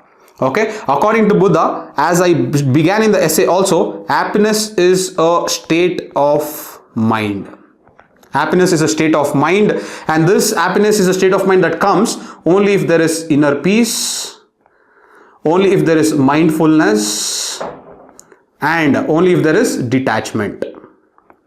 This is another line of thought that you can bring. Then there is a very famous, he's a very famous Buddhist monk. His name is Thich Nhat Hanh. His name is Thich Nhat Hanh, and he is famous for his quote that there is no way to happiness. There is no way to happiness. Happiness is the way. Happiness is the way. So this is another very important quote that very parallelly stands with what the quote has been given in the UPSC. That is, there is no way to happiness. Happiness is the way. This is what they're telling. There is no path to happiness. Happiness is the path. So this is very close to what the essay stands. Okay. The next perspective is given by Stoics. There is a philosophy of Stoicism, and two important people of philosophy of Stoicism is Epictetus and Marcus Aurelius. These are the two people that you are seeing here. So Epictetus is told, as you can see, the Epictetus has told, happiness and freedom begin with a clear understanding of one principle: some things that are within our control and some things that are not. Okay, so if when we are overly obsessed about the outcome which is not in our control, we will not find happiness. Once we finish our schooling, will we find happiness? It's not in our control. After college, will we find happiness? It's not in our control. So something that is beyond our control, if we attach happiness to it, we'll not find it. So where do we find happiness? Is those things where we can control, and the things that we can control are our process or our life, how we live with our life. So every day, every minute, every aspect of our life is something that we need to hone to be happy. So that is what is told by Epictetus. The next Stoic is the Marcus Aurelius. He is Marcus Aurelius. So Marcus Aurelius also tells that, or he argues that happiness does not. Many people tell that I am not happy because of this, because of that, but he says happiness does not depend on external circumstances. Happiness does not depend on external circumstances. It depends on how we respond. It depends on how we respond to that external circumstances. This is how happiness is made. Okay, this is what is told by Marcus Aurelius. See, these are all different lines of thought you can bring in your essay to argue and justify what has been given in the topic. Okay, so this is another very interesting essay. The next interesting people are the psychologists. Now I'll bring some psychological aspect into it. The first, this psychologist is a very famous psychologist in the field of positive psychology. In the field of positive psychology is Martin Seligman. His name is Martin Seligman, and he has come up with what we call as PERT model. Okay, this is PERT model. This is 5 key elements. 5 key elements for well-being of an individual. 5 key elements for the well-being.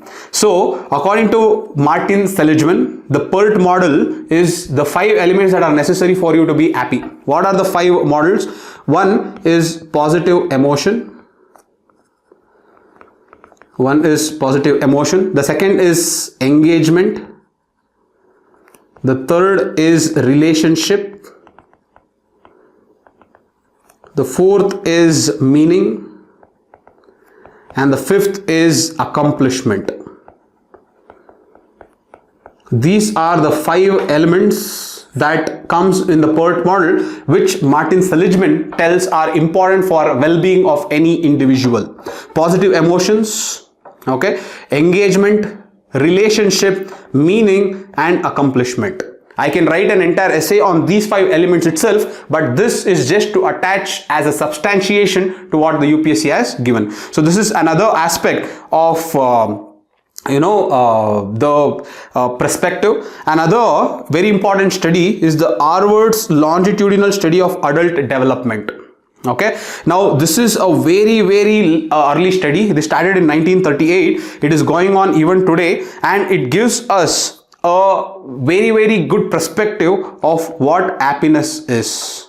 This Harvard's longitudinal study of adult development says happiness to an individual comes to those who cultivate meaningful connections with others. Those people who cultivate meaningful connections with others, they are the ones who are likely to lead an happy and fulfilling life. They are the ones who can lead a happy and fulfilling lives. So this is what has been told by the Harvard's longitudinal study, which is the longest study ever on a particular aspect. How can a person be happy is by connections. What connections you make, what relationship you make in life is what makes you fulfilled, is what makes you happy, is another line of thought that is brought by the Harvard's study of our adult development. The next important figure that we have to know is, this person is known as John Kabat-Zinn. He is known as John Kabat-Zinn. He is a leading figure in MBSR, that is mindfulness based stress reduction. Okay, he talks mainly about, he's a leading figure in this concept of mindfulness.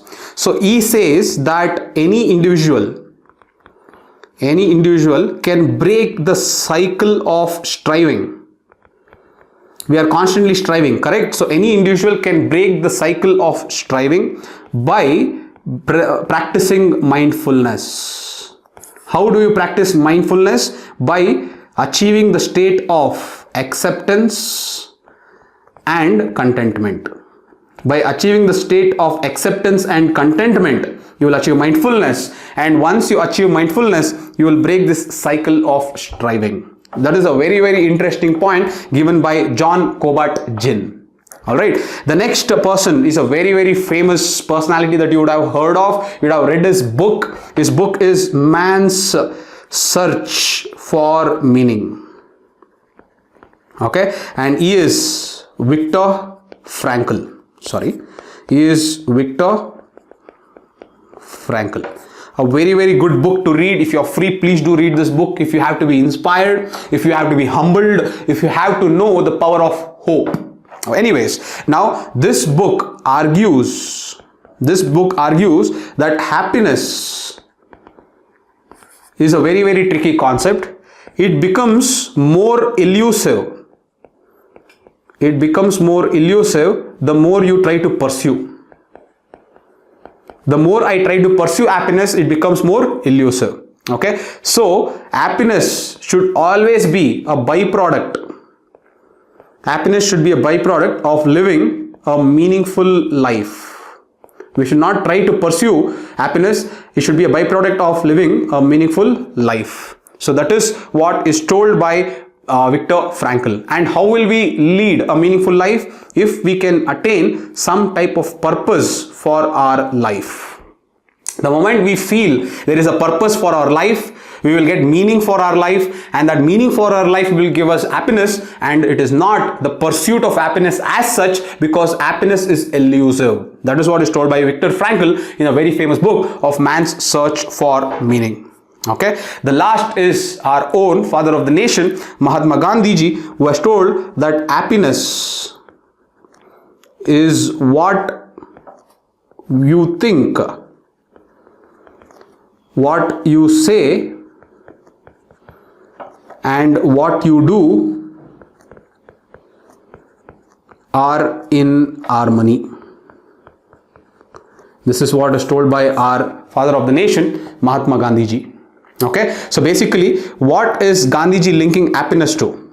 Gandhiji is linking happiness to a life of integrity. It is when our thoughts our actions matches our conscience is clear, then we achieve what we call as happiness. So the life of integrity is what Gandhiji attaches the happiness to. Now you have seen the different perspectives given by Gandhiji, given by Viktor Frankl, given by John Kabat-Zinn, given by the Harvard study as well as Martin Seligman. Whatever these people are giving, the main aspect that they are trying to tell is happiness is a state of being and it is a way of life. This is the commonality that we find in all their perspectives, and it is this commonality that we have to teach our future generations. Okay, so this is how I will like to present this. The next is coming to the contemporary issues. In the contemporary issues, why we are suffering from depression, why are we getting isolated? The main reason is, one, we have the capitalistic culture. Okay, the second is we have comparison culture. The third, we have mental health issues. Mental health is stigmatized. Okay, this is stigmatized. Okay, and the fourth is we have reducing human-centric values. I'll give you one example for this. See, capitalistic culture, we are more towards the pursuit of materialistic gains, and we think that by gaining materialistic achievements we are going to find happiness, which is false. Comparison culture, if we take the social media, we are constantly seeing or idealizing others' life. We are constantly thinking that our life is not good compared to the ones that are shown in the social media. Mental health is because of isolation. We are not able to build connections. We are not able to build connections because we are not so much high on our communication, on our relationship. That is the next issue. The last is this reduction of human-centric values. The reason why we tell you this is, in today's world, when there is an accident, there are people who are ready to post this accident in the social media rather than call an ambulance. This shows, or this is a very, very evident triad that shows that there is drastic reduction in human-centric values. Okay. Finally, the conclusion. I would like to conclude by telling that happiness is not a final destination. Okay, but is the journey. Okay, now if we fall in love with the journey, then we find happiness all our life. We don't have to fight for external validation.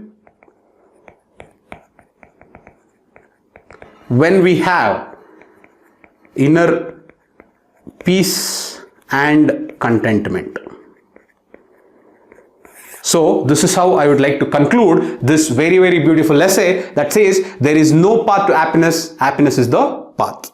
So I hope you loved or you liked the way we analyzed this essay. If you have liked it, please push the like, share button. Please share this essay with as many people as possible so that it helps each and everyone out. I keep reminding you people not to irritate you, but it is a sincere request that we have put so much efforts that we request this small effort from your side. So I hope you enjoyed this essay. If you have enjoyed this analysis, put the title in the comment section and give your analysis, your lines of thought. It will be very, very interesting for me to learn your lines of thought. And also give us any feedback that we can learn and we can implement in our future videos as well. Okay guys, now let us start with the fourth topic.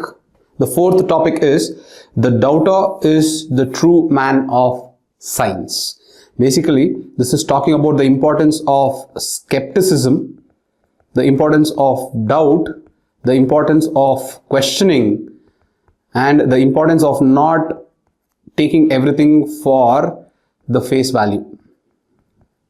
Okay, not taking everything for face value. So overall, this is what is the essence of this topic, how these skills will help move or propel scientific discoveries, and it will overall help in scientific revolutions. Okay, now this basically is very close to a thinker or a topic that is given by Thomas Kuhn. So basically what Thomas Kuhn has told is scientific revolutions will happen only if there is anomalies. Anomalies come only if we question the conventional wisdom. The conventional wisdom is what Thomas Kuhn calls as normal science. So when we question the normal science, that is when anomalies build up, and only when anomalies build up, we develop something called a paradigm shift. And it is this paradigm shift that will result in the scientific revolution. Overall, what we are telling is science and doubt, science and analysis, science and questioning all go together. Okay, so let us look at the analysis from the essay perspective. That is, when I tell essay, let us look at it from this structuring which we have designed. So first, how will I introduce the topic? See, whenever we talk about the introduction, you basically in science you should have prepared introductions and conclusions before going to the exam, because you know that there will always be one question on science. Okay, so basically I'll introduce talking about first Ptolemaic geocentric theory. Okay, so basically Ptolemy, he was a philosopher, scientist, and Ptolemy gave the concept of geocentric theory, where he told that the earth was at the center of the universe. Then came the Copernicus heliocentric theory. The Copernicus heliocentric theory. Now, when Copernicus heliocentric theory came, he proposed that it is not the sun, but it is not the earth, but sun that is there at the center of our solar system. That is where all the planets will revolve around. So, when Ptolemaic geocentric theory was opposed by heliocentric theory of Copernicus, the society did not accept it. Okay, then came a man called Galileo Galilei. Now Galileo Galilei, because he doubted Ptolemy's theory, he started questioning and trying to find answers.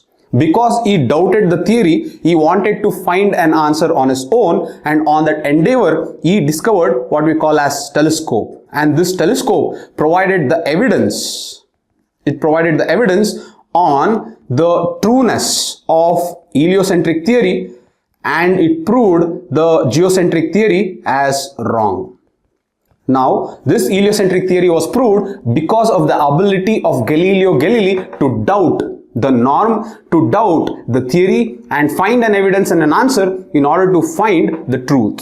So overall, we know that by doubting and by questioning, we will not only find the authenticity of our beliefs, but we also will make sure that we find the truth. And this truth and exploration of this truth, revealing of this truth can come only with our analysis, with our questioning and with our doubting abilities. So doubting abilities is very close to science. So overall this will be my introductions. Okay, so once we are done with the introduction, then as we usually discuss, let us go to the analysis. The first analysis that I would like to do is, in most of our environment, we try to promote. In most of our environment, we try to promote follow culture. We try to promote follow culture. What do you mean by follow culture? We have observed in our organizations, we have observed within our democratic setup institutions, within our constitutional institutions, or within any type of an organization, people who move forward, they always are those people who follow the orders blindly. Basically, it helps smooth functioning of operations. But usually what happens with follow culture is there is no reforms. There is no corrections. Okay, so if you have to develop the ability of doubt, You have to compromise with the conformance of your surroundings, conformance of your peers, and this is where there is always a trade-off. That is why doubt culture or the art of asking questions is so much put to the back run. I hope you understand this. This is the first analysis of why doubt or questioning is seen from a negative angle. Okay, the next one, the second analysis that I want to do is science is purely looked from collection of facts, or it is purely looked from the explanation of natural principles, okay, or the last is application of knowledge. So broadly, wherever you see the definition of science, the definition of science broadly talks in these three angles: collection of facts, example or explanation of natural principles, like it can be gravity, like it can be electromagnetic waves. So these are the natural principles, or application of knowledge. Whatever we have learned, applying that aspect is what is science. But where we are not taught the other dimensions of science, this is where the science grows. Where does the science grow? The science usually grows by doubt, by inquiry, and by questioning. So this is where the science grows. So this aspect of science is neglected. This is also seen in schools. If you see in schools, the students who ask most number of questions are the students who are not liked by the teachers.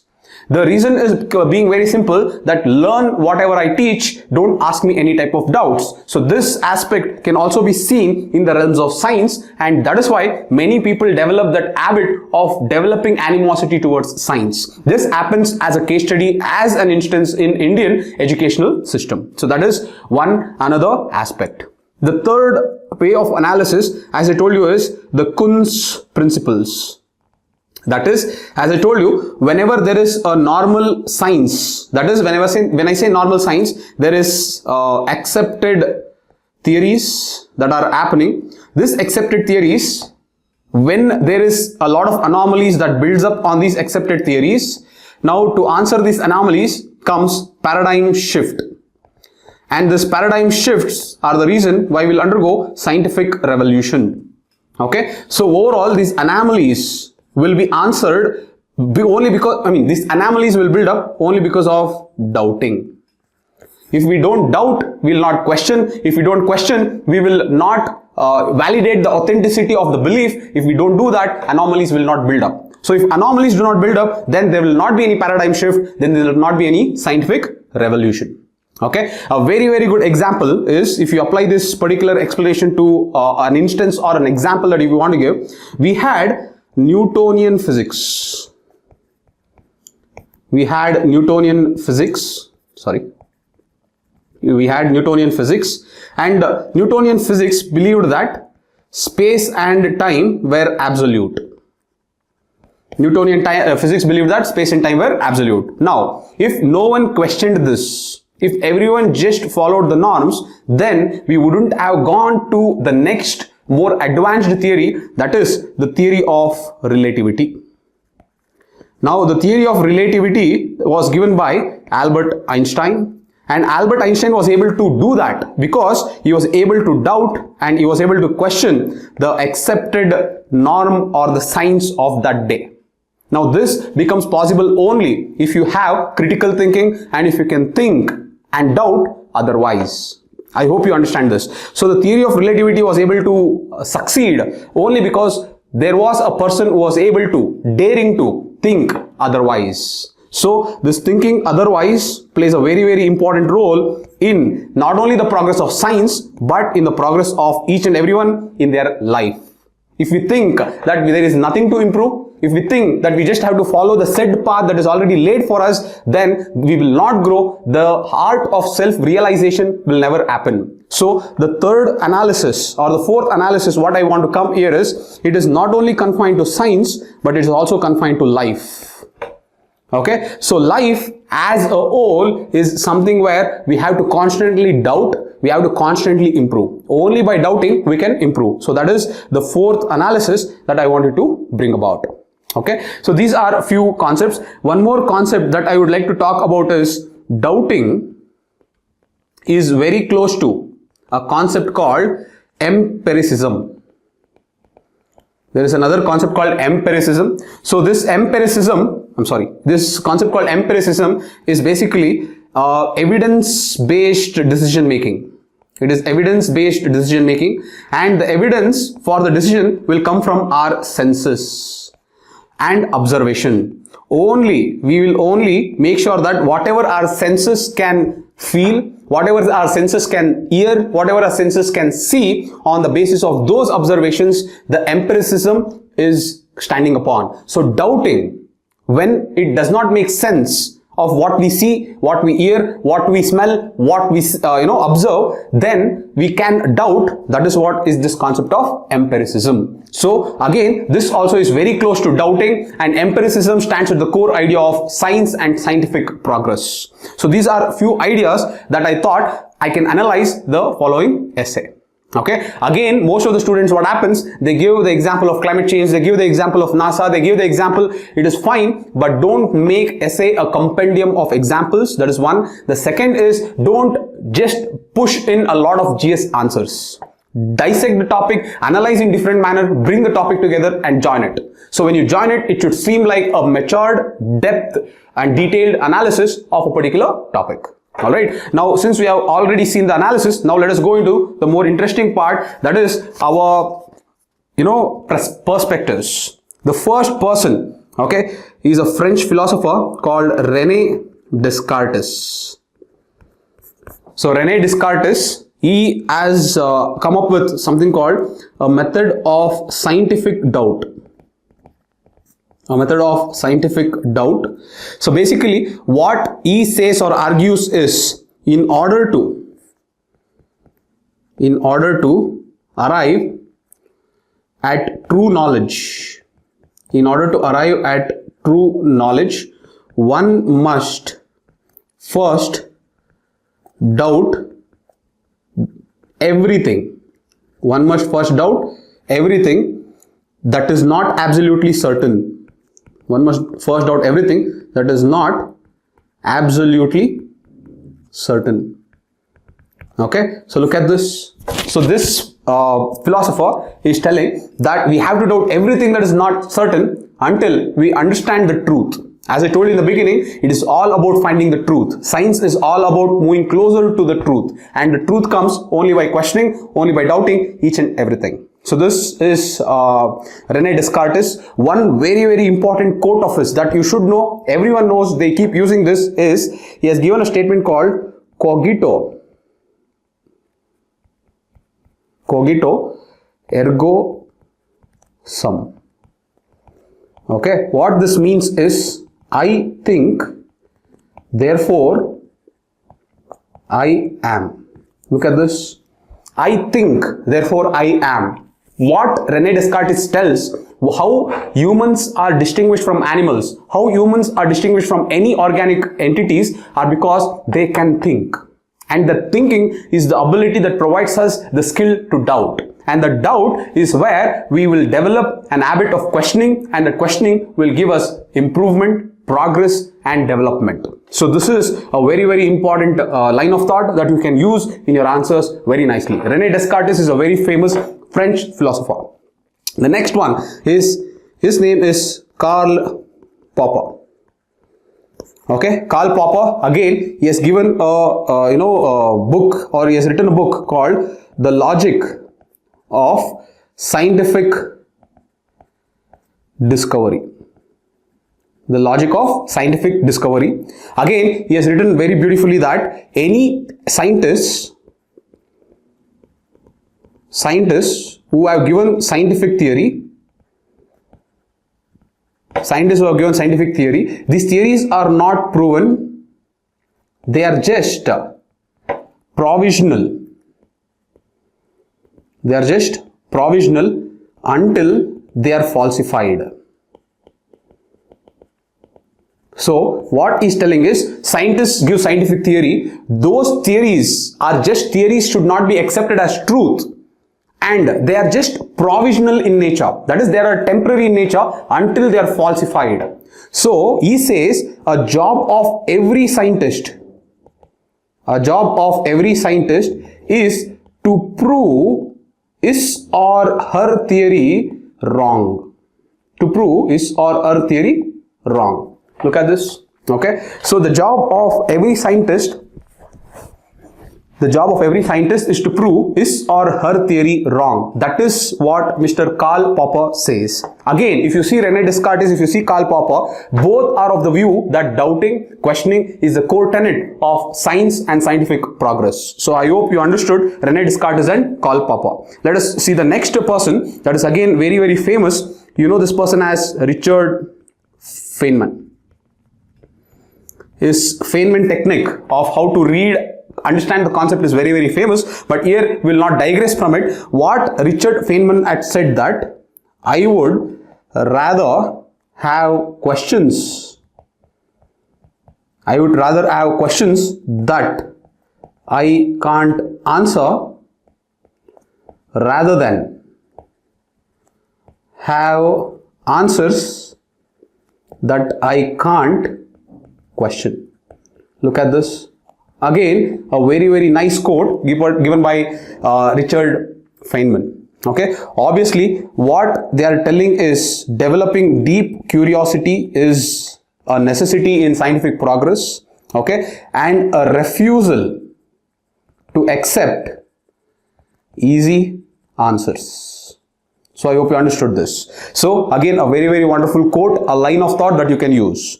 The next person is Bertrand Russell. The next person is Bertrand Russell. So Bertrand Russell has written an essay on the value of skepticism.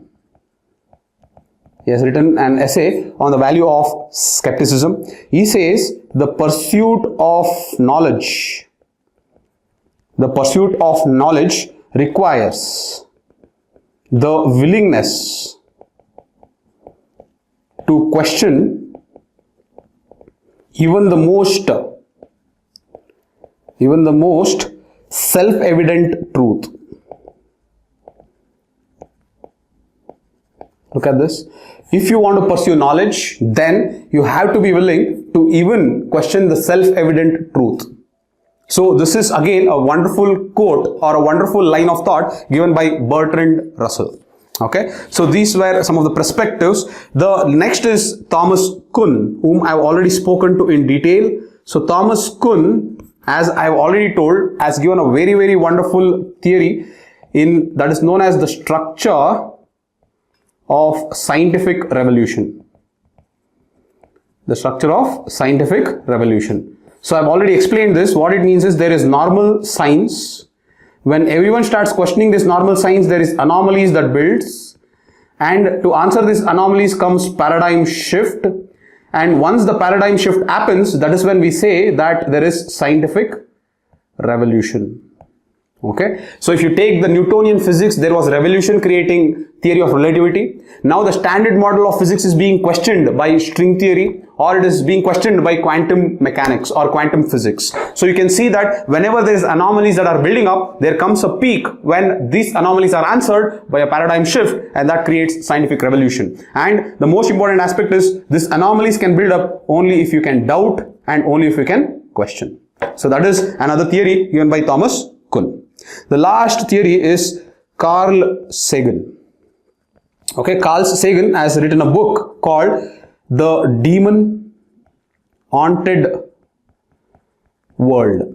As you can see, the book's title itself will show that the book is more cautious. It is talking about the negative aspects of few things. What is the negative aspect is, Carl Sagan very beautifully says, there's a difference between skepticism. There's a difference between skepticism and cynicism. There's a difference between skepticism and cynicism. Skepticism is good. It is positive.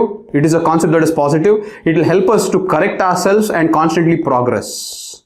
Okay. Cynicism is trying to see negative in everything.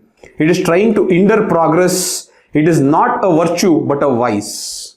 So Carl Sagan very beautifully says that this cynicism should not be done, skepticism should be encouraged. So a very, very wonderful line of thought that you can use in your answers as well as your essays. Alright, so I hope these theories or these perspectives were very, very helpful. So if I have to talk about the contemporary aspects, now the first contemporary aspect of the doubting is how we have come to the revelation of quantum physics. Quantum physics was, or today where it is, only because of how doubt and questioning was done to the standard model of physics. So because we were able to question, today we have quantum physics that is playing a huge role not only in communication but is also playing a huge role in cryptography. Okay, so that is one aspect of this particular doubting as an aspect we can talk. The second thing is the progress that we have made because of questioning. Because we were able to question ourselves what lies beyond the atmosphere, today we have space missions. Because we were able to question ourselves what lies in human biology, today we have genomics. Okay, because we could question ourselves of what lies or how to improve our agriculture, today we have our high yielding varieties of seeds, or we have GM crops. So whatever scientific progress that we are making, it is mainly because of the questioning and constant doubting about the progress that we are there in the present times. The third contemporary aspect that, as I told you, is basically coming from the aspect of misinformation, and as Carl Sagan puts it, it comes from the aspect of cynicism. So this is something that we have to separate. This is something that we have to not indulge in. But the problem what happens is, in this realm of digital world, the separation of skepticism from cynicism is very difficult. If you see in the social media, the genuine requests or the genuine doubts gets intermingled over hatred, gets intermingled with prejudices, gets intermingled with all the stereotypes, and the genuine doubts are suppressed. Their voices are not heard, and this creates a lot of inequity. This actually hinders the scientific progress. So overall, this is another aspect of contemporary issue that you should think about. Okay. Finally, how I would like to conclude is conclusion. I would like to conclude in the words of Richard Feynman, who has written, "True scientists or true science is about asking questions. True science is about asking questions that may never be fully answered, but must always be explored." This was the words of Richard Feynman. Very, very wonderful word. He says the true science is about asking questions that may never be fully answered, but must be always fully explored. So asking questions is critical for exploration. If you don't ask questions, you don't explore. This also is not relevant only for the realm of science, but it is also relevant for the realm of science. It's also relevant for the realm of social justice. It's also relevant for political reforms and economic equity and environmental sustainability. So this is how I would like to conclude. I would not try to just stop it at science. I would tell that this principle of doubting and the principle of questioning can go from life to social justice to political reforms to economic equity to environmental sustainability. This is how I would like to end the essay. So I hope you understood the way we have dealt with the essay, dissecting it, then joining it together. And I hope you loved the perspectives that I have brought in order to explain and create the depth of your analysis. If you have liked this, again, please do like, share and subscribe, and please share it with your friends as much as possible. Okay, so this is about the fourth essay. This completes the section A of the essay topics. Let us move on to the section B and then discuss 4 more topics. Let us move on to the fifth topic of section B.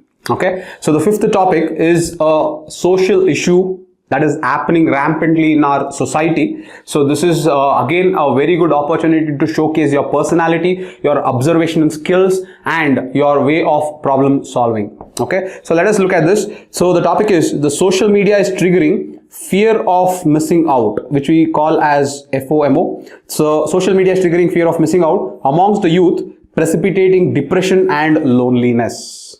So basically here are two things. One, they are all giving the cause, and two, they are also giving the consequences. So when they are giving the cause and they are giving the consequences, you have to play around with both. Don't forget what happens usually in such essays. You are overly there towards cause. You're talking more about the cause and you neglect the consequence. Now how to balance both is whatever line of thought you bring, make sure that in that line of thought, obviously you will include the cause, but don't forget to include the consequences. Always make sure that you include the consequences in your line of thought. So for example, if you say X in the social media is creating FOMO, don't forget to tell how that X is also the consequence of creating depression as well as loneliness. If you don't tell this, you're going to lose out on the marks, because the essay is talking both about the cause as well as the consequence inside the topic itself. This is something that you should know. Okay, now as we come back to the structuring of the essay, as I've already told you, this is the structuring that I'll be doing, that I've already brainstormed it and put it under the thing that I want to analyze. So you can do it on your own, but don't forget to comment in the section your lines of thought, your analysis, what is your take on it, is there any problem with my analysis, how I can improve. So there is always questioning and critical thinking that I love, so please come up with that in the comment section. Which was your favorite essay? What is the favorite thinker that you liked? What is the line of thought that you liked? So these are the things that you should put in the comment, that inspires us to do more, that incentivizes us to do more. It is the students who inspires the teacher. Don't think that it is always the teacher who will inspire the students. So try to inspire us to keep working harder. Okay, so let us break this essay and see how we can bring the different lines of thought. Alright, so first, how will I introduce? Okay, I will introduce the social media. I will introduce the social media as a double-edged sword. I'll introduce this as a double-edged sword. How I will take the story of Raju. Use a name that is very common. Please don't use any type of name that is very indicative of our religion, caste or anything like that. Tell a very simple name, or if you don't want to use the name, tell X. Okay, you can use that itself. Okay, so but you can use Raju, because in NCRTs they keep using these names. That is fine. So take a person called Raju. Talk in the story 1 how social media acted as an opportunity. How social media acted as an opportunity for Raju to get a full scholarship in a college. Okay, so how social media, for example, it can be about awareness, it can be crowdfunding, or it can be an essay topic that he had written that became very famous and the college accepted it. Whatever the story you want to narrate, but social media acting as an opportunity is the first narration. The story 2 is the same Raju fell into depression and the same Raju committed suicide. It is a little critical, but I want you to create that emotional atmosphere in your essay. So he committed suicide. Okay, depression and loneliness are already given in the essay, so don't stop there. Go one step ahead and tell Raju committed suicide. Now, why did Raju commit suicide? Even after going to a college by getting scholarship, Raju started observing idealized lifestyle. He started observing idealized lifestyle of his social media influencers. When he started observing the idealized lifestyle of social media influencers, he started to feel that he's missing out on the important things in life. He is worthless. He is not happy like them. He is not contentful like them. So basically, they made him feel hollow inside.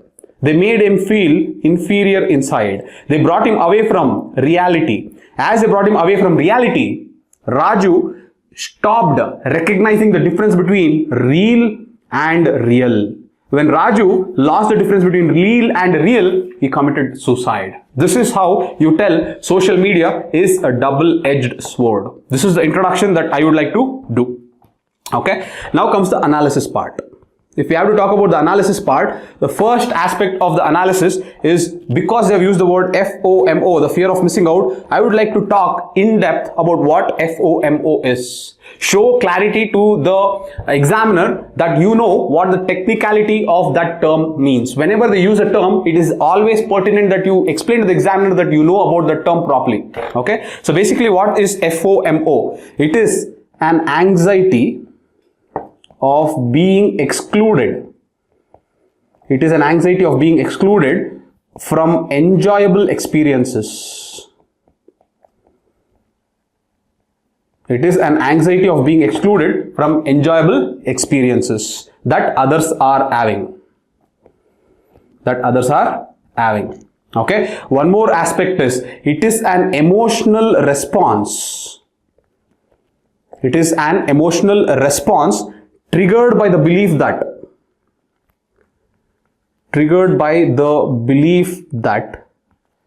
others are enjoying and we are not. Others are living their life to the fullest and we are not. Okay, so this two aspect, anxiety and emotional response, is what are the two dimensions of fear of missing out according to me. So this is what is the explanation. Next, I'll connect FOMO to social media. When I connect FOMO to social media, I would like to tell first how social media amplifies this feeling of FOMO. Okay, one, it is amplified by the so-called influencers and users, and two, this amplification happens due to the algorithms used in the social media itself. So as influencers and users, they usually show you the good side of life. Correct? They will not show you the struggle, they'll not show you the fights, they'll not show you the tensions that they go through. They always show you the good side of life. So when we are constantly allowed to consume only the good side of life, it is bound to create an anxiety within ourselves that we are not that good or we are not leading a good life. This is bound to happen. So this is what the influencers and users are creating. Now algorithms usually are based on amplifying your vulnerability. The algorithms knows that what you want to see is the success stories of others. Okay, so when the algorithm figures out that your vulnerability is their profitability, it plays on your vulnerability, and that vulnerability is your fear of missing out. So you start seeing your friends, you go in depth and keep looking at different friends, where they have gone, what they are doing. So the algorithms also keep popping up the same content that actually plays with your vulnerabilities. So when I tell social media, and if I have to bring FOMO, there are two actors are playing a very vital role. One is the influencers and the users, and the second is the algorithm itself. That itself is designed in a way to trap you. Okay, so this is another way of analysis. Okay, the third analysis that I want to do is the neglect of mental health with the coming of social media. Okay, now there has been instances where people have come out and spoken openly about depression. One very good example is the actress Deepika Padukone, who was very vocal about the depression that she went through and the mental health and the importance of it. That again talks about the importance of social media in spreading positivity. But overall, still, if you take the mental health and if you club it with social media, it is still a stigma. So if a person comes out with a problem of mental health in the social media, they are hated, they are they are seen as inferior, they are seen as damaged, and they are pushed down, telling that they are just trying to seek more attention. So this stigma plays on the mental health of every user. That FOMO, okay, that FOMO gets even more amplified. And when that person knows that there is no one to listen to, that is when the extreme step of suicide is taken. So this is another aspect of analysis that I want to do. The fourth aspect of analysis that we want to do is the real culture. Okay, there is so much flooding of information in the real culture that we are seeing, or we are taking the real culture as authentic. The moment you start taking it as authentic, you lose the touch with reality. That is where I say that when real versus real distinction is not made, that is when you really are trapped in the realm of social media, especially with your anxiety and emotional response to this fear of missing out. That is where the depression and loneliness creeps in. So this is another way of analysis. All right. So now let us come to perspectives, different perspectives that people have spoken about this. A very, very interesting perspective is given by Jean Twenge. Okay. Jean Twenge is an author of Hi Gen. Jean Twenge has told a very, very interesting thing, that social connections, the desirability of social connections is universal. Okay, so the desirability of social connections are universal, and this social connections can be done through social media. However, the social connections that are done through social media are always shallow, and they are superficial, and they are not same as face-to-face connection. So this is a wonderful line of thought that Jean Twenge has told. Our endeavor or our desirability for social connection is universal. That being said, man is a social animal. So when man is a social animal, obviously we always try to entice ourselves with relationship. We always try to entice ourselves with connections. But what is happening in today's world, that relationship and connections are happening over the digital world.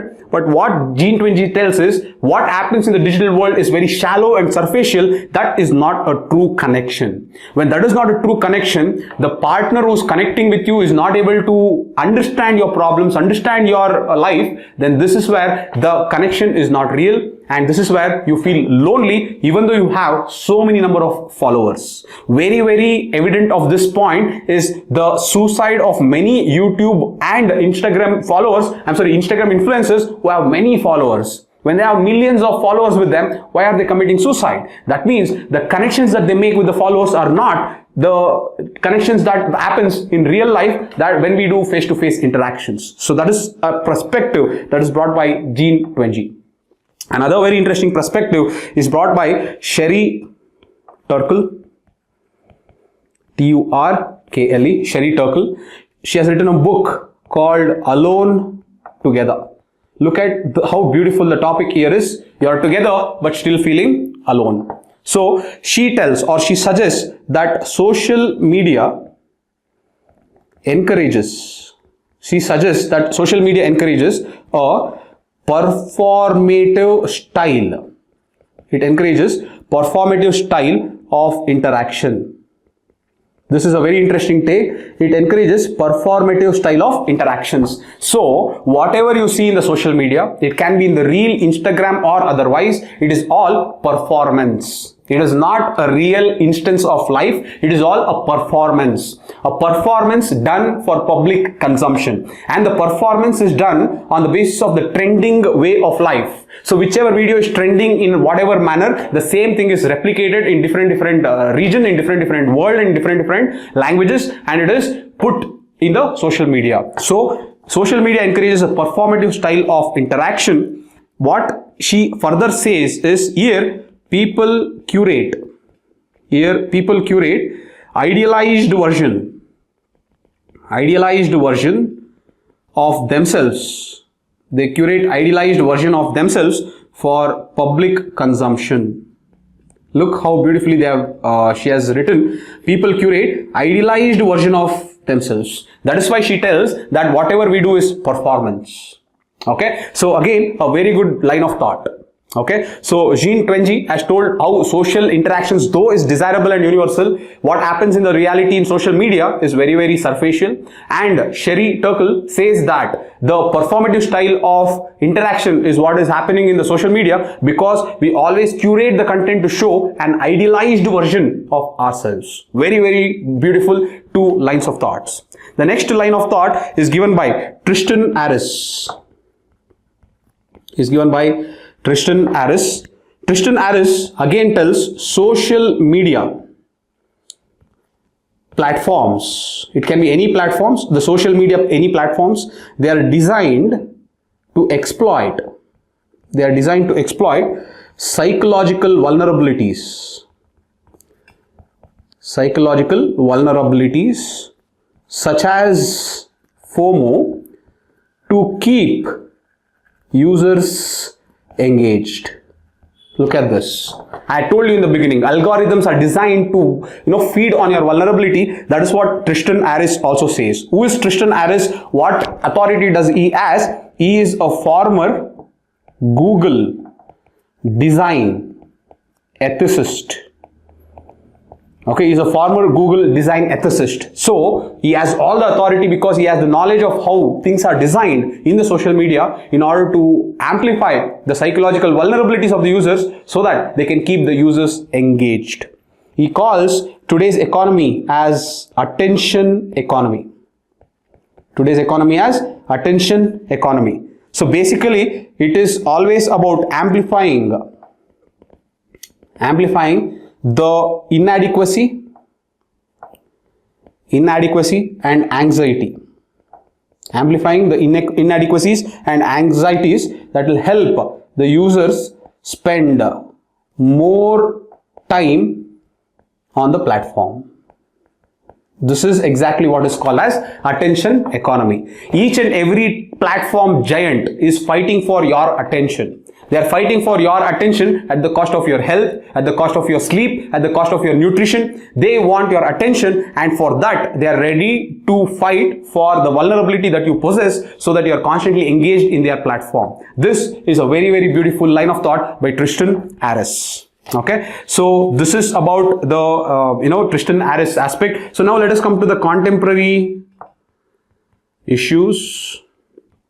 See, basically the contemporary issues, you can see the youth and you can connect them to suicides, depressions, loneliness. This is what is a very, very important issue that is happening. Okay, the second is the increasing negligence on reality. That is, people are not being taught failure is okay. People are not being taught that every minute is not necessarily termed as happiness. People should know that there is something called idealism, and idealism is very, very different from realism. So these are some things that people are not taught in the contemporary world. That is why most of us are losing touch with what is reality.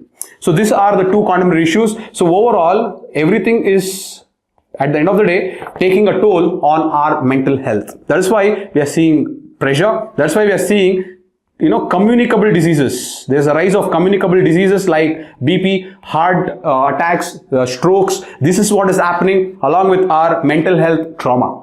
All right, all these are interlinked. So this is how we should talk about it. I would like to conclude by telling how real life and real life is different. Okay, and this can be done when a person who's very famous in real life will open up about their real life in social media. When the social media stops preying on the psychological vulnerabilities, they stop preying on the psychological vulnerabilities and they see themselves as public good. They try to do the welfare for the people by allowing the users to distinguish between what is real life and real life. That is where social media will stop being a double-edged sword and will actually create more opportunities than fighting on or fearing on vulnerabilities. So this is how I would like to conclude it. Broadly, my conclusion will work on how we can create a distinction between what is real life and what is real life. How our youths, our children, all those people who are addicted to the social media will not be consumed or will not think that the data that they consume is authentic. The data that they consume is very similar to the movies that we see. The moment they get to know that it is just the movies that they see, they will learn that the real life is very different from reality. and they will accept failures, they'll accept disappointments, and they will work and struggle in order to achieve their dreams and aspirations. So this is on those lines I would like to conclude this essay. So this completes the essay. So I hope you liked the analysis, the breakup, the perspectives that I brought. If you liked it, please comment what was your favorite thinker, what was your line of thought, and if you liked it, please do share and subscribe for this channel, as well as share it with as many friends as possible. Alright guys, now let us look at the sixth topic. Another very interesting and very commonly heard topic this is. So, nearly all men can stand adversity, but to test the character, give him power. So, there are two variables that you have to play around here. The two variables are adversity and power. Okay, how anyone can pass the test of adversity, but how everyone will struggle to pass the test of power. The reason is very simple. When you have adversity, you have no choice. You have to face the adversity if you have to survive, if you have to grow. Yes or no? So there is no choice. But when you have power, you have the choice. The choice to do good, the choice to do bad. Now you are under the false belief, or we are under the false belief whenever we have the position that whatever bad we do, we can get through it. No one is going to make us feel accountable. Okay, that is where the power corrupts, and this is how this entire theory stands upon. Okay, how power corrupts. One very good example of how this narrative will not stand is because of our freedom struggle. The forefathers of our freedom struggle are those people who held power very lightly, who held power with the simple objective of bringing freedom to the nation, to make sure that the reforms happen along with independence. So our forefathers of our freedom struggle are the best examples of the test of power, how lightly they held and how ready they were to resign from their power just because they wanted to struggle against the Britishers. That is a very good way of expressing this particular narrative. But let us look at it from the structuring of this introduction, analysis, perspectives, contemporary relevance, and conclusion. So how will I start off? I will start off by talking about, in my introduction, I will start off by talking about the Stanford prison experiment. The Stanford prison experiment happened in 1971 by a psychologist with the name of Philip Zimbardo. Okay, so this Stanford prison experiment was, there was a group of people. This group of people were divided into two groups. A few people were made prisoners and a few people were made guards. And these people who were made guards were given power. Okay, so when they were given power, then the guards and their behavior over the prisoners was observed. It was shocking. This experiment was shocking to see that the guards were able to use their power at extreme levels.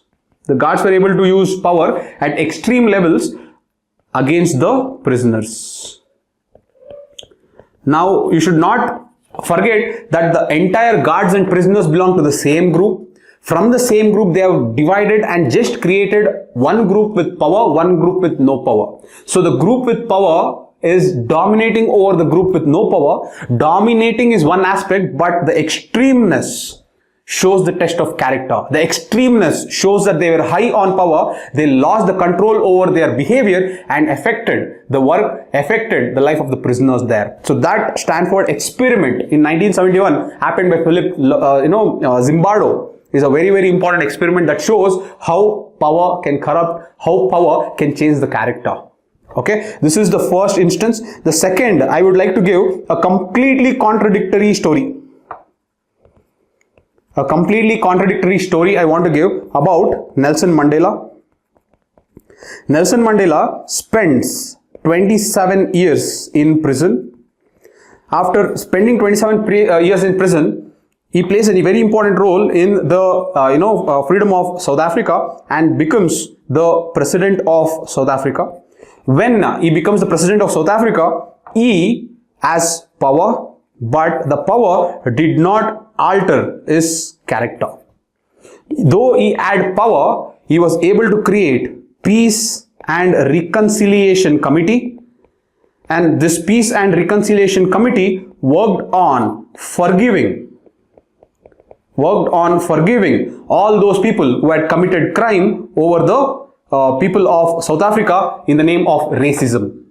Okay, so this again is a contradictory story that shows power corrupts, but not always. If a character of a person is very strong, if that person is virtuous, then power cannot corrupt. So this is how I'd like to introduce two contradictory story in my essay. Okay, the next comes the analysis. So let us see how we can analyze. So if we talk about the analysis, first I would like to talk about the dual nature of power. See, when I say the dual nature of power, it means that one, power gives us the ability to serve, power gives us the ability to uplift, power gives us the ability to make a change in the world. This is one part of power. Many people will not get that opportunity. Many people are not, that does not mean many people are not deserving. They are equally deserving, but they may not get the opportunity to get that position of power. But though, once you get the position of power, you have such wonderful opportunities to serve, wonderful opportunities to uplift, as well as change the world. What happens is the other part of power, and that is corruption, egoism, and neglect. Okay, so this is what is the dual nature of power. This is where the character matters. The character helps a person swing on either ways. What is made of that particular character? How is that person got that power? If that person has got that power in a simple way, or through inheritance, or through in any way that is not legal, this shows that the person will use the power in a wrong way.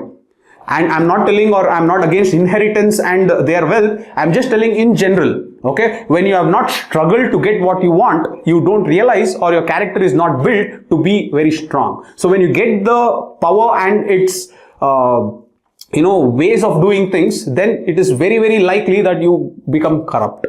Okay, so this is what is the dual nature of power. Okay, the second one, power and character.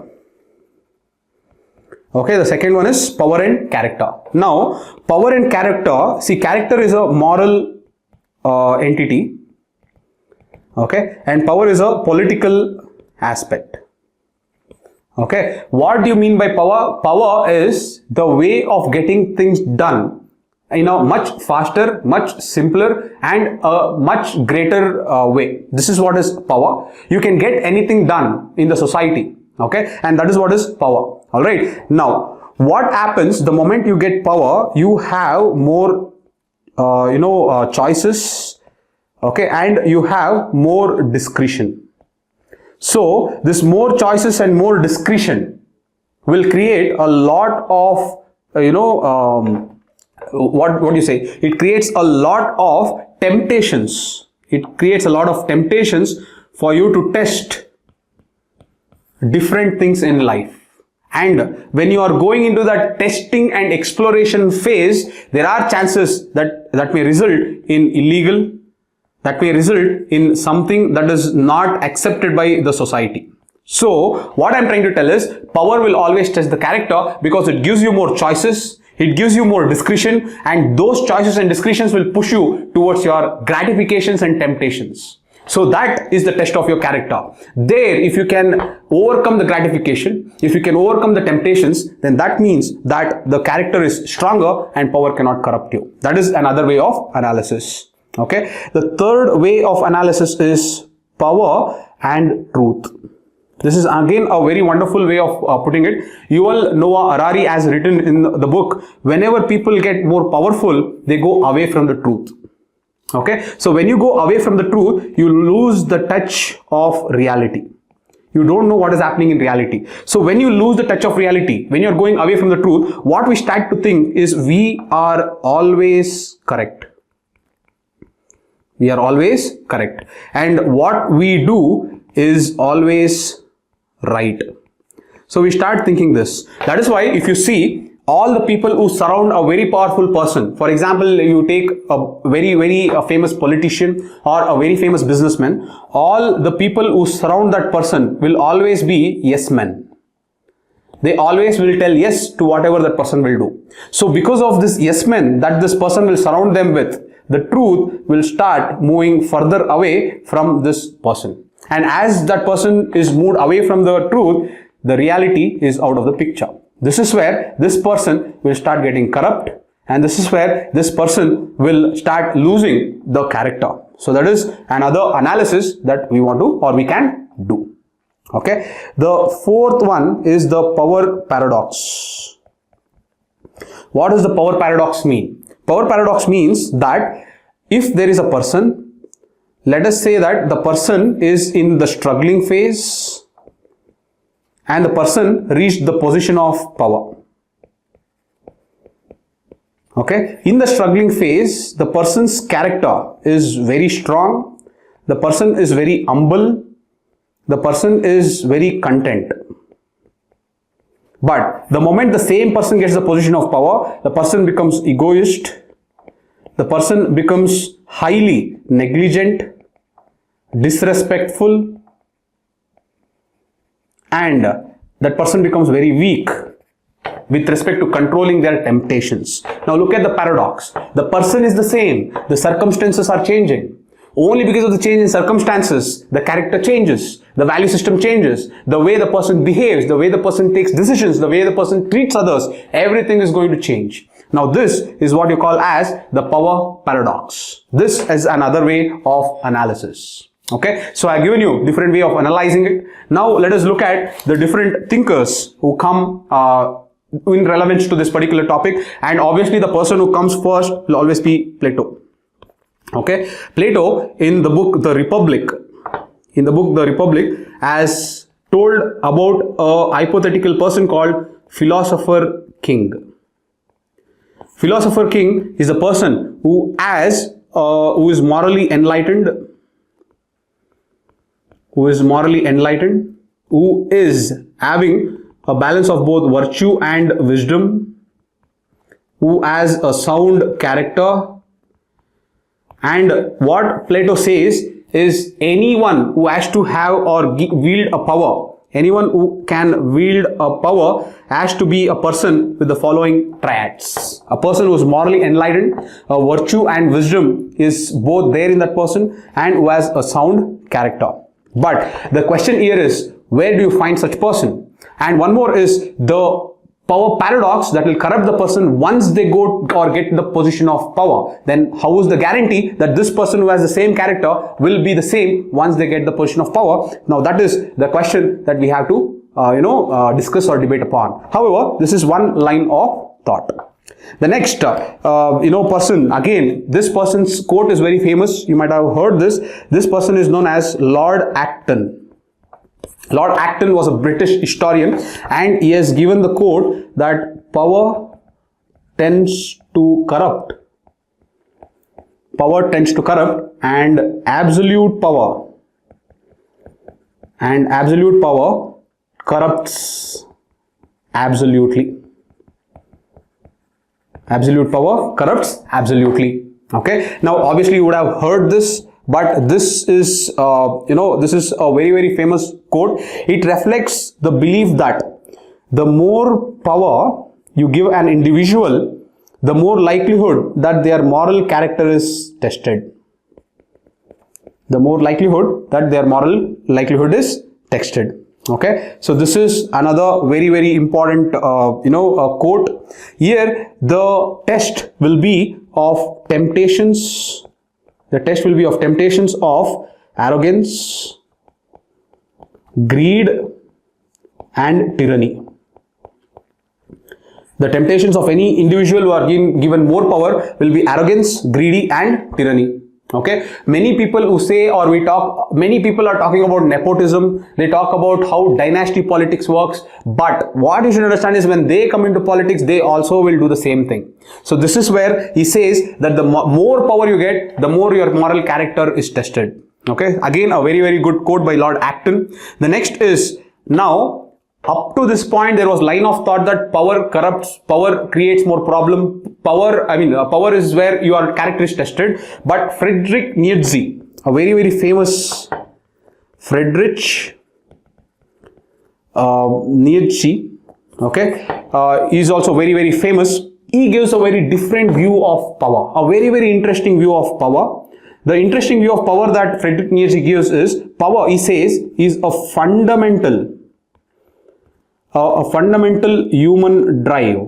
Power is a fundamental human drive that is essential for growth and self-realization. Nietzsche has come up with a concept called will to power. Okay, it suggests that striving for power is a natural and necessary part of human existence. Okay, very, very nicely put. He says that power is at the end of the day the fundamental drive for any humans. That is a basic necessity, and that is very natural in humans, and it is necessary for human existence. The will to power, the concept of will to power is given by Friedrich Nietzsche. So Nietzsche puts power in a very, very different light. He has brought positive aspect of power, and he says at the end of the day, the moment we stop the dynamics of power, the survival instincts of humans will stop. If that is to an extent very, very true, because humans, Homo sapiens at the time of evolution had to wield the power to defeat the Neanderthals. So there it started for the dynamics of power. From the start of Homo sapiens up to this point, we have evolved, we have advanced, we have progressed only because we wanted to acquire more and more power. Today we are exploring Mars. Today we want to be an interplanetary species only because we want to sustain and continue to wield that power, to know that humans will be at the head of the hierarchy in the animal kingdom. So overall, what Nietzsche says makes a lot of sense, that power is a basic necessity that is essential for the survival of humans. A very, very interesting take on power. This is another analysis that you can bring. The next is the power paradox. I have already spoken about the power paradox, where the character of an individual before power and after power changes. That is the paradox. The same person, but the character changes before and after power. So these are the few perspectives that I had collected with respect to this essay. So I hope you understand and you enjoyed this. So at the end of the day, coming to the contemporary aspects. So if I have to talk about the contemporary aspects, we can talk about one, the rise of dictatorship. The rise of dictatorship, example is Venezuela, or many South American and Central American countries. The next is corruption. Very good example is Sri Lanka. Okay, how the corruption happened at the helm of the democratic power, and this created a lot of instability in the nation. And you can also talk about the Myanmar issue. In Myanmar, power created exclusion, and how that exclusion created rebels who are now fighting for their rights. So at the end of the day, in all the three aspects, you can talk about different aspects of power. Dictatorship is a sole person who's trying to put food on the entire nation to show that that person is very powerful. Corruption, of how an organization at the democratic level, if corrupted, can affect the entire nation. Myanmar, what is happening is the exclusion that has been created by the Myanmar military because of its power, and how this exclusion is backfiring on the military itself. So these are the three aspects, contemporary aspects, where you can talk of how the power is creating more problems. Okay. Finally, I would like to conclude on the lines of the forefathers of Indian freedom struggle. They were ready to resign, they were ready to step down, they were ready to be replaced, they were ready to give way to the youth, they were ready to accept diverse viewpoint, and they did all these things while staying in the position of power. So they are wonderful examples of people who were able to hold power very lightly, and this displays their wonderful character. This displays their character of having a large art and character of trying to make a large effect and impact on the nation as a whole. So on these lines, I would like to conclude this essay. So I hope you like the way we analyzed it. Again, sorry for repeating, but it becomes necessary. Please do like, share and subscribe, and please share it with as many people as possible if you liked it. What was the perspective that you loved? What was the line of thought you loved? Any innovative way of analyzing this? If it is there, please do post in the comment section. So this completes this essay. Let us now look at the seventh topic. The seventh topic is all ideas having consequences are always simple. Okay, again, very important focus area here is simple or simplicity. It is very true. In fact, basically what happens in this essay is a lot of people will start putting a lot of examples. They will make it a compendium of examples. You will lose marks. The essay is there for analysis. Examples are there to substantiate your analysis. The essay should not become a collection of examples. But to start off, to just give you an example of one example of how this particular quote or this topic is relevant is, if you take a simple topic of democracy. How is democracy so famous? The democracy is so famous because it is very simple. Why is it very simple? Is because it is very simple for a common man to understand the concept. Basically, what is the concept? The concept is very simple. It is the people who are governed. It is the people who are governed who will decide how and who will govern them. That is as simple as it gets. So this simple idea started in ancient India, and this simple idea has sustained itself for more than 2000 years. The main reason for its sustenance for such long years is because the idea is very simple. So that simple idea had a very large consequences of how humanity can organize themselves, how humanity can work together to bring greater good and to bring much progress within the mankind. So this is how you can start off. I just gave you an example and how things can happen. Okay, so let us now analyze from the lens of my structuring in this manner. Okay, so as this can be the introduction. I've already told you the introduction. This can itself become an introduction, but this becomes a very common way of introducing. Okay, this is amateur way of introducing. This happens when you are writing essay for the first 6 months. 6 to 8 months when you are writing essay, such introductions come. Not an issue. It is not wrong. I am not telling that you will not get marks by writing an introduction like this. It is a very good introduction, but an introduction should always, the way you improve yourself is, an introduction should always have impact. That effect of impact is what matters in the introduction. Okay, how it impacts that evaluator is very important, especially in the starting aspect of it. So how I would like to start is introduction. Let us start with the introduction. So in the introduction, I would talk about Kamraj of Tamil Nadu. Kamraj was a leader of Tamil Nadu. When Kamraj was a leader of Tamil Nadu, his car broke down near a street, and when his car broke down, he got down of the car and he met school students there. When he met school students there, he saw that these students were not attending the school. When he asked them, why are you not attending the school? They told that they were hungry, and when they are hungry, how can they attend schools? That is when Kamraj, who was then the chief minister of Tamil Nadu, decided that hunger is intrinsically linked with schools, and this gave him an idea to come up with the concept of midday meal.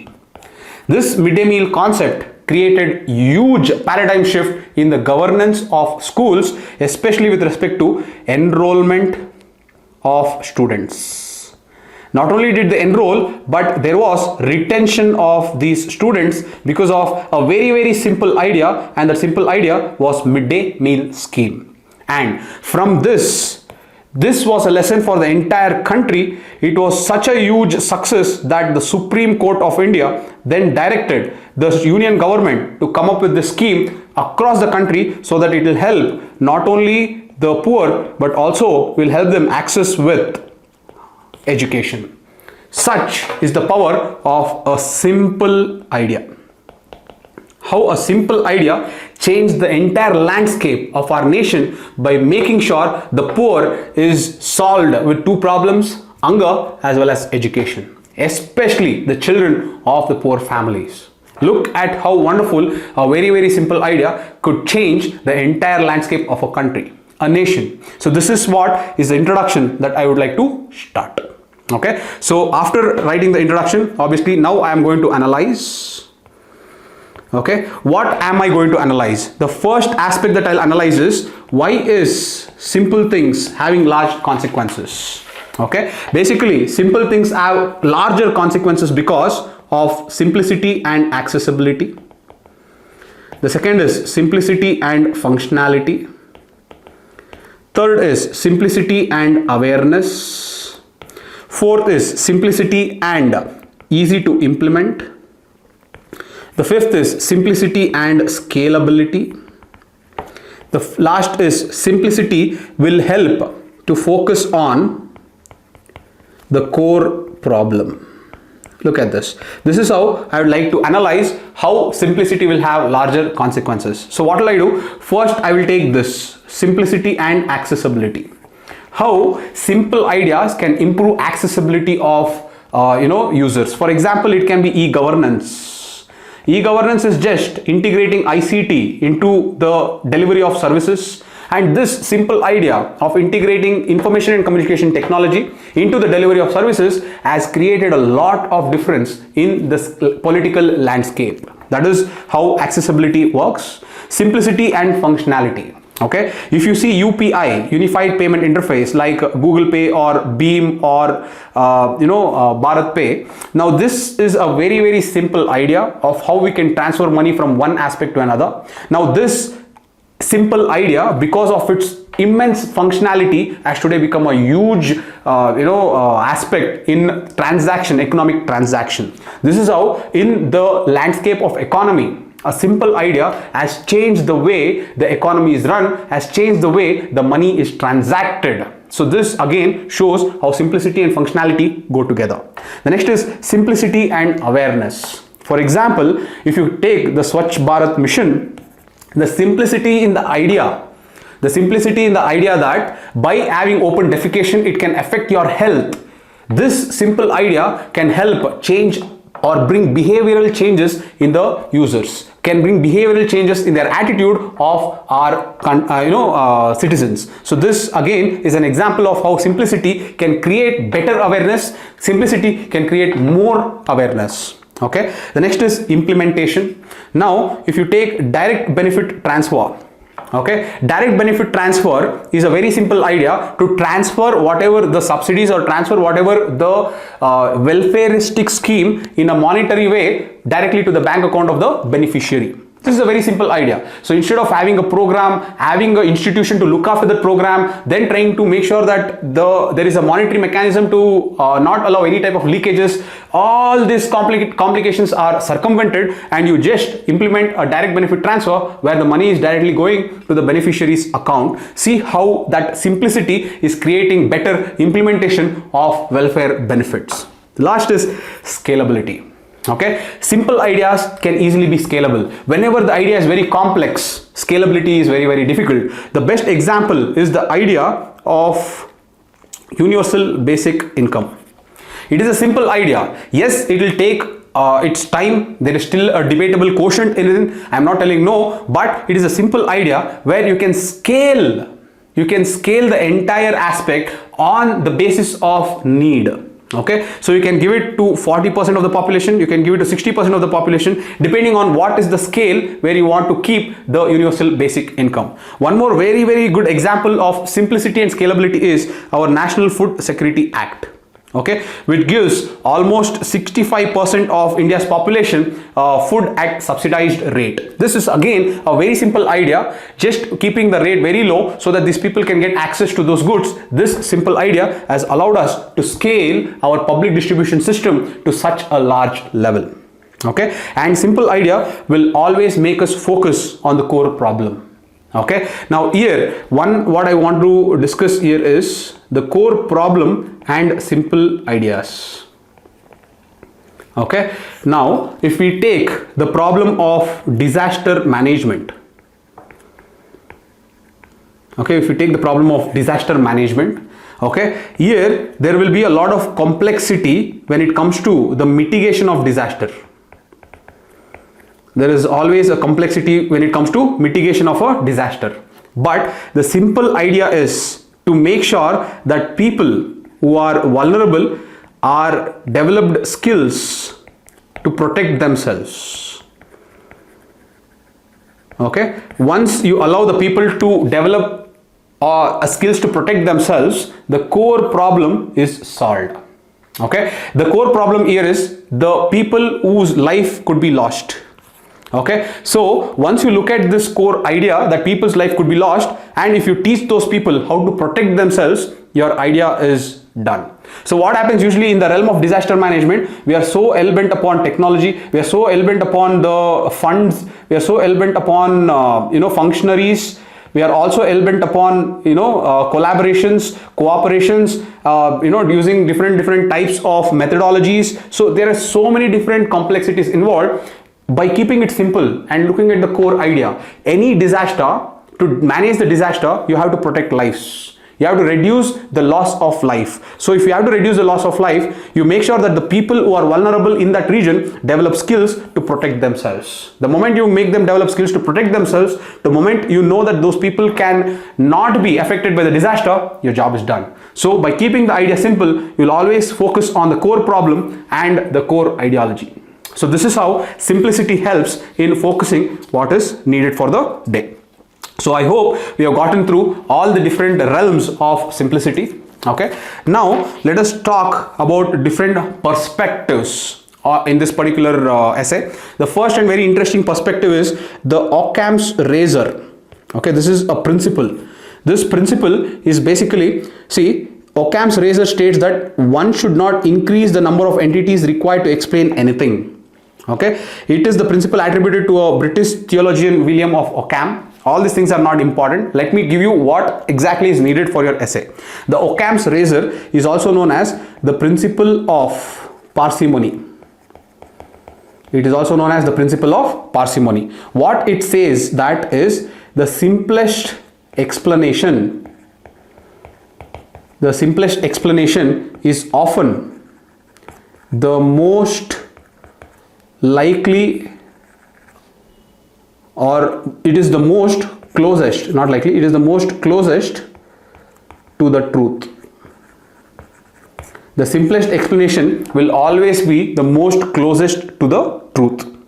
Okay, now why is it very important is any complex phenomena, what Occam's razor, this principle of Occam's razor says is any complex phenomena can be broken down into simple truths without diluting its depth or meaning. What we usually think is simplicity will dilute the depth. We always think simplicity will give a different meaning. This is not true. Simplicity retains the depth, simplicity retains the meaning. It is just that it gives you the explanation more clearly, it gives you the explanation straightforward, it gives you the explanation focused purely on the core idea. That is what is simplicity, and that is what is the principle of Occam's razor. This is also known as the principle of parsimony. The simplest explanation will always stay, or will always give you the closest explanation to the truth. So this is what is a perspective, very good, interesting perspective. And the second perspective that you should know is from Ludwig Wittgenstein. Okay, his name is Ludwig Wittgenstein.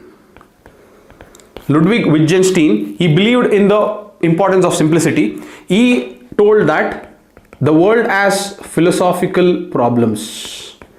That is, you're having philosophical problems. There are different philosophies, and each philosophy is dichotomy with another philosophy. So he says a very simple way to solve this problem is to overcome language barriers, because misunderstandings are mainly created because of language barriers.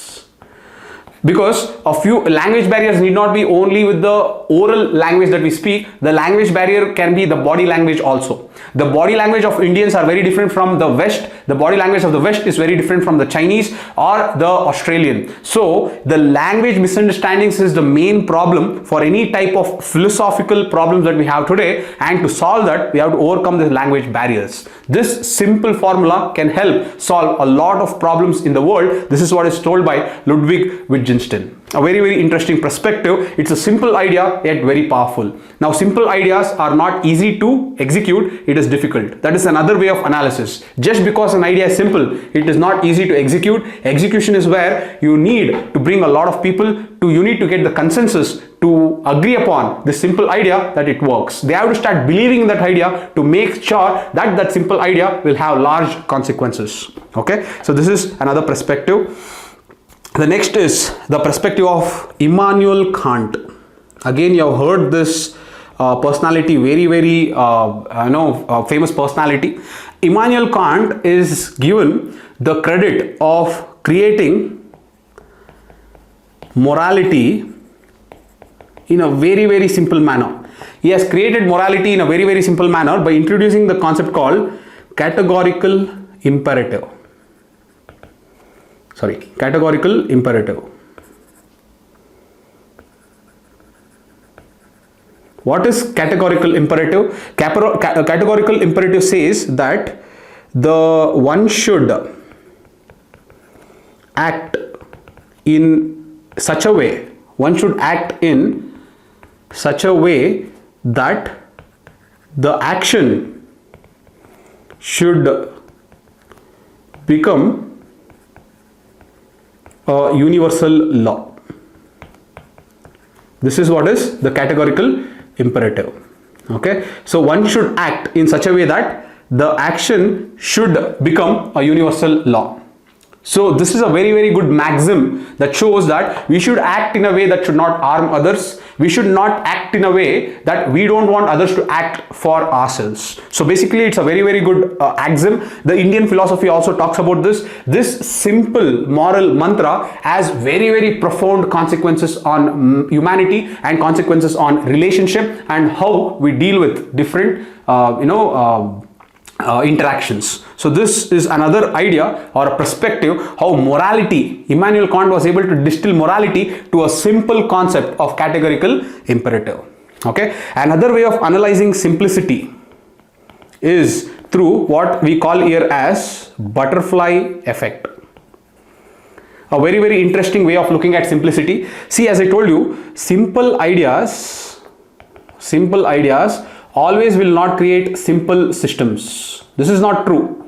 This is not always true.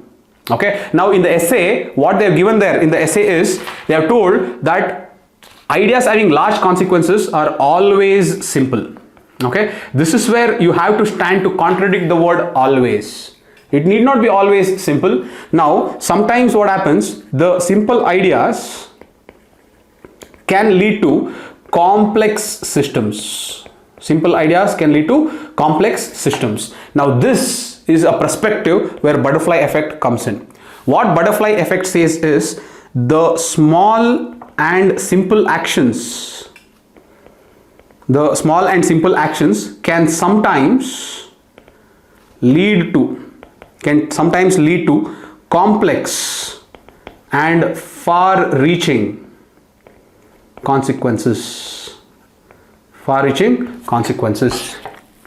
For example, to analyze the aspect of, let us assume that to analyze the aspect of climate change, and let us say to mitigate the effects of climate change, though the core idea is to reduce global warming, the idea is the simple, but the execution is not that simple. Okay, the idea of reducing global warming cannot be accepted by all the countries, because how that idea will create complication is the contemporary relevance. I am talking about the contemporary relevance, where see, the idea can be simple. The idea is what? Fighting climate change, and to fight climate change we have to reduce global warming. Now this is a simple idea, but the complexity that it is going to create is one, the concept of common but differentiated responsibilities. There is differentiated responsibilities that we have to endeavor in the world to fight climate change. The developing countries cannot be put upon restrictions of emissions right now because they are developing. The developed nations cannot be let gone of all the sins that they have created through emissions that they have done in the historical past. So this concept of CBDR again creates complexity. The second is the power of execution is not the same with everyone.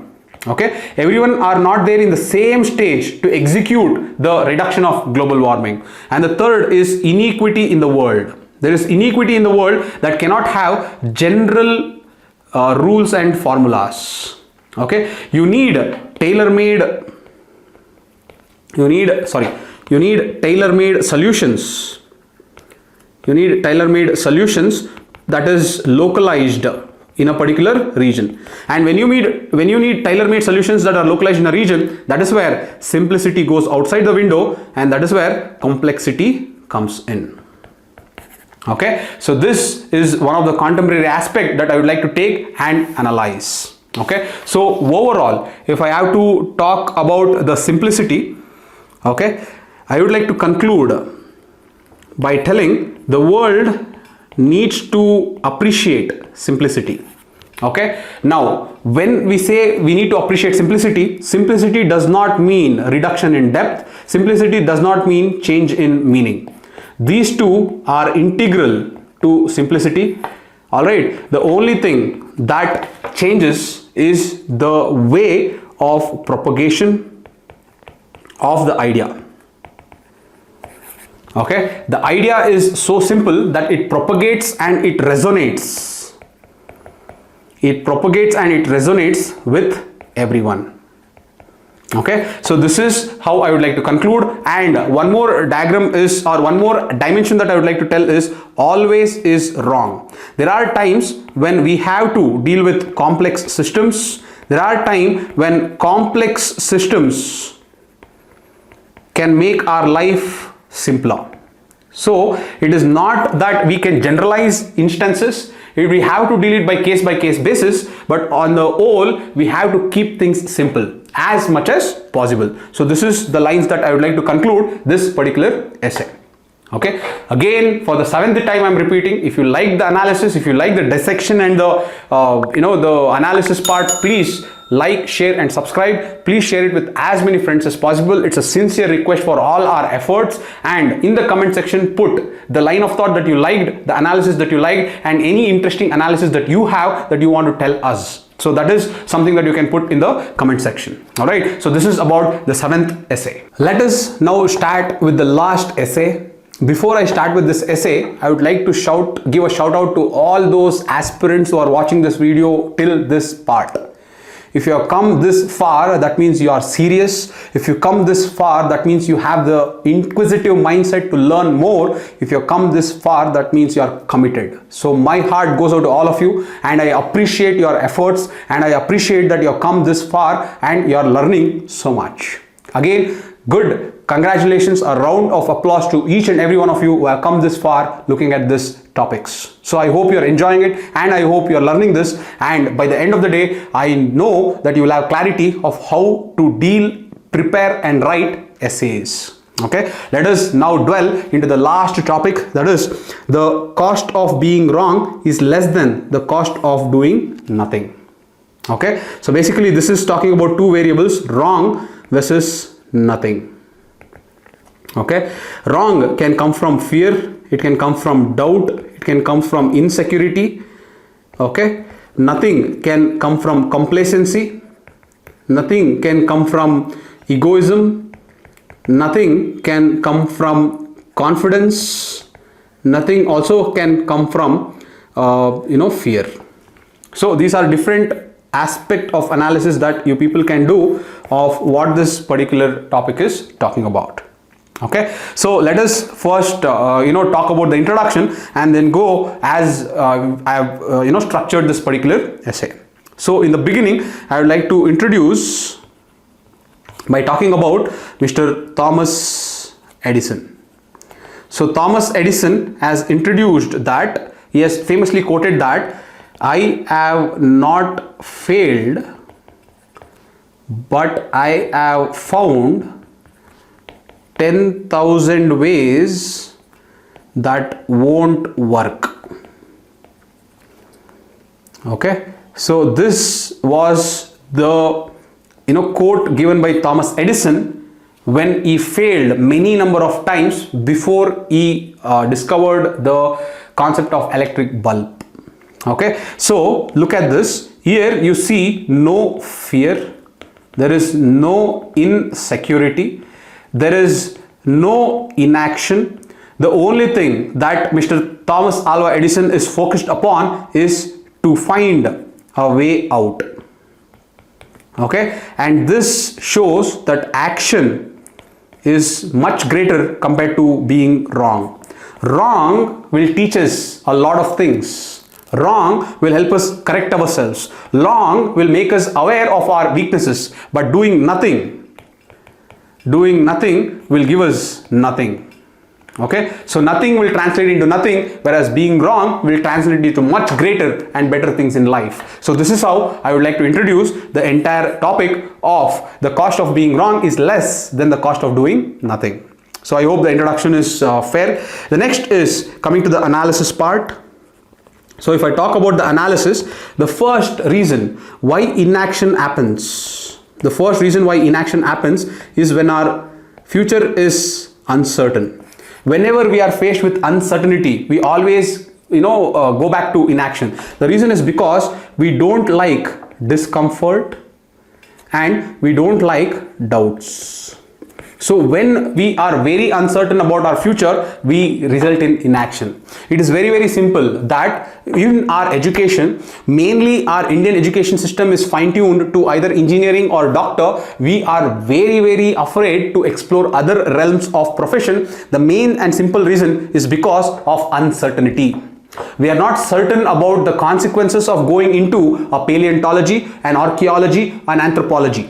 Because we are fearing about the uncertainty, that creates inaction within ourselves, and hence we will just go around the well-laid path that usually most of the people go. So this uncertainty has created what we call as herd mentality. The main reason of herd mentality is because of inaction.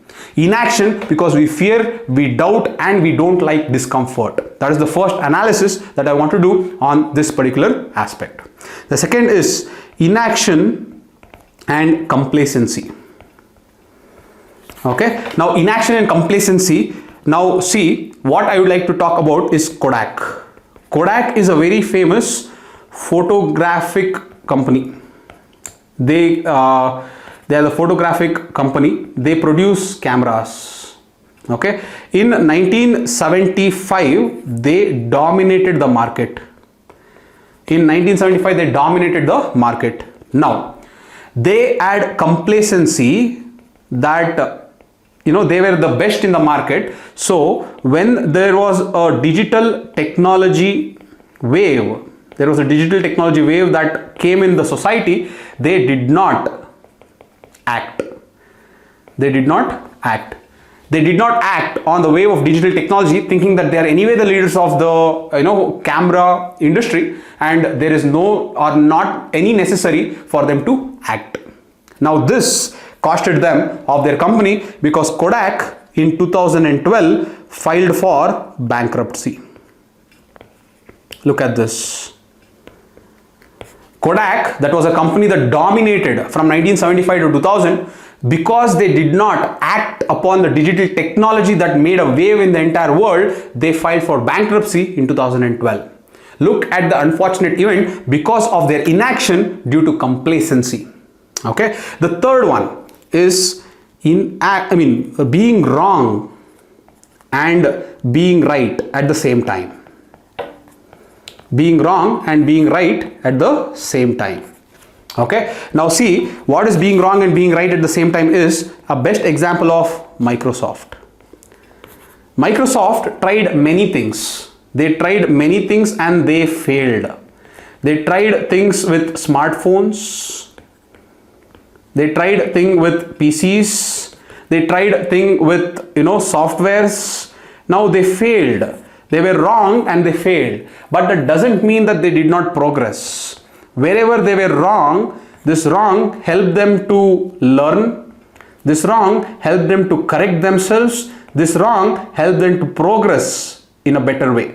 So today, if you take Microsoft, they are in a far leaders when it comes to artificial intelligence. They have a collaboration with OpenAI, and OpenAI is the leading figure in artificial intelligence through its ChatGPT.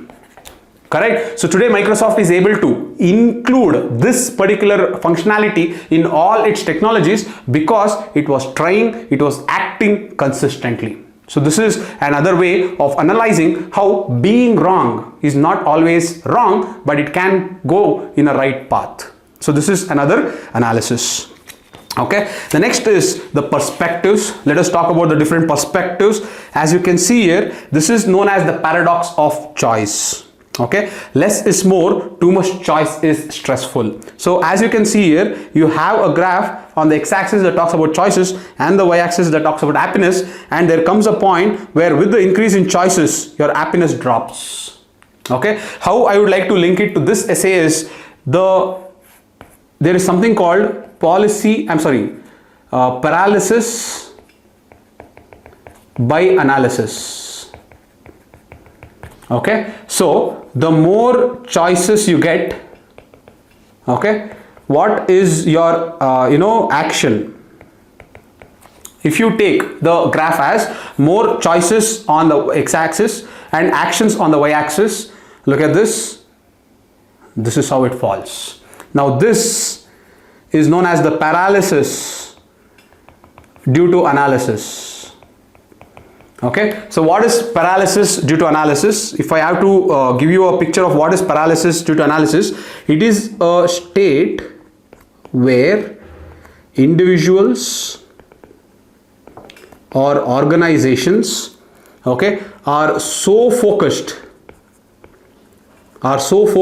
on evaluating every potential outcome. They are so focused on evaluating every potential outcome that they will fail to take any action. Even us, when we are so focused and hell-bent on small things, at the larger level we will fail to act. This is what is known as policy of paralysis. A very interesting aspect, why it will always lead to inaction. Okay, again let me repeat, what is policy of paralysis? A very good thing that we can learn as a part of our life also is a state where individuals and organizations are so focused on evaluating every potential outcome that they will fail to take any action. So that is what is the policy of paralysis, or paralysis by or paralysis through analysis. Okay, now this is one perspective. Another perspective is given by Andy Grove. Andy Grove is the former CEO of Intel. He says that success breeds complacency. Complacency breeds failure. Okay, success breeds complacency and complacency breeds failure. So he says only the paranoid survive. Only the paranoid survive. So here, what do you mean by paranoid? Paranoid is not put in a negative way. Paranoid is told those people who are constantly acting and who are constantly correcting. These are the people who will survive. Not those people who will become complacent by their success, but those people who are always on the edge to create something new, always in the edge to create something novel. These are the people who are going to survive. So this is what is told by Andy Grove. who says that success breeds complacency and complacency breeds failure. So we should not fall into that cycle of viciousness and only the paranoid survive. Here the paranoid means the initiative to act and constantly improve ourselves. Okay, and the one more aspect that I would like to tell is about the fail fast, fail forward and fail often. So this is the buzzword. This is the buzzword in the Silicon Valley. As you know, the Silicon Valley of California is the startup capital of the world. If you take Bangalore or Bengaluru is the startup capital of India. So everywhere this is the buzzword. Fail fast, fail forward, fail often. And how will you fail? You will fail only if you have the courage to act. Okay, and this shows that going wrong or failing is an aspect that is much less compared to doing nothing. Okay, the next one is given by a psychologist. She's a psychologist of the name Carol Dweck. Okay, Carol Dweck has come up with something called two types of mindset. One is growth mindset, another is fixed mindset. So there are two groups of people. So usually people will have growth mindset and fixed mindset. So what are the people who have growth mindset? They feel that growth mindsets are people, they feel that their abilities can be developed. Abilities can be developed through effective learning. It can be developed through effective learning and persistence. Abilities can be developed through effective learning and persistence. And those with fixed mindset believe that skills are static. Once we get them, it cannot be changed. So fixed mindset are those people who will always move towards doing nothing, inaction, because they've already given up in life. But if you take the growth mindset people, they're constantly learning because they feel that intelligence is something that is not a gift. Intelligence is something that can be acquired. So that is where the growth mindset people are constantly growing because they're constantly learning. This is another very good perspective given by Carol Dweck. Okay, the last one is the concept of loss aversion. The concept of loss aversion. Okay, now this concept of loss aversion was given by Daniel Kahneman. This concept of loss aversion given by Daniel Kahneman played a very important role in the concept of behavioral economics. In behavioral economics, this concept of loss aversion plays a very important role. So what is this loss aversion? Mainly, he says that people are motivated to avoid losses. People are motivated to avoid losses than to achieve gains. People are motivated to avoid losses than to achieve gains. A very interesting take here is people don't want to take chances. Okay, they don't want to take risks because first thing and the foremost thing is they have the fear of failure.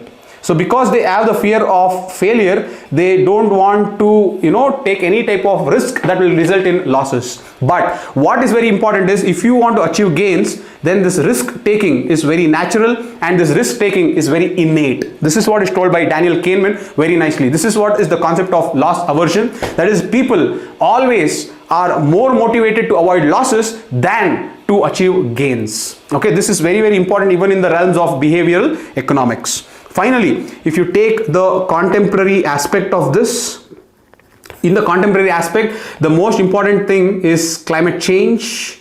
If you take terrorism, okay, if you take biodiversity loss, everywhere, okay, we are felt by the problem of paralysis. The problem of paralysis is mainly because of the inaction. Either it can be the inaction of developed nations, either it can be the inaction due to misunderstanding, or either it can be inaction because of lack of understanding about the importance. Whatever it is, in the contemporary aspect, we are having a lot of inaction in different realms of life. For example, even with respect to poverty alleviation, there is a inaction that is happening around the world. For example, 1 billion people around the world do not have access to clean drinking water. If you take migration, Okay, the migration is distressed. How do we reduce the distressed migration? The countries are not acting on this. So these are different realms of life where inaction is there more because the countries are afraid to be wrong. Okay, the countries have the fear of failing. So this is some of the contemporary dimensions that you can bring in this particular essay. Overall, I would like to conclude, if we want to take action, if we want to take action, we have to remove the fear of failure. And if you want to remove the fear of failure, we have to stop treating success as a sole motivator. We have to stop treating success as the sole motivator. Only then people will not have the fear of failure. People will have the courage of failure. Once the fear of failure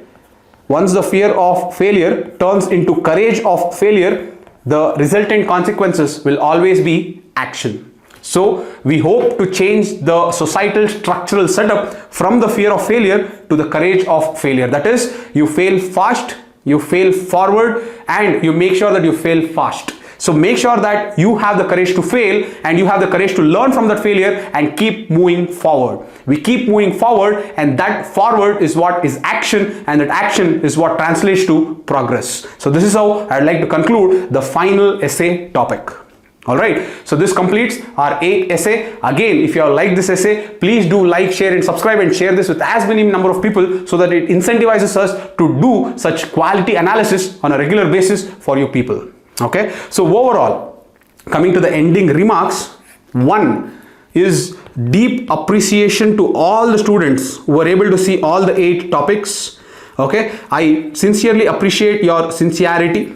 Okay, the second is, I hope you understood how an essay needs to be written, okay, how it needs to be analyzed, and how you have to bring different diversity in your viewpoints.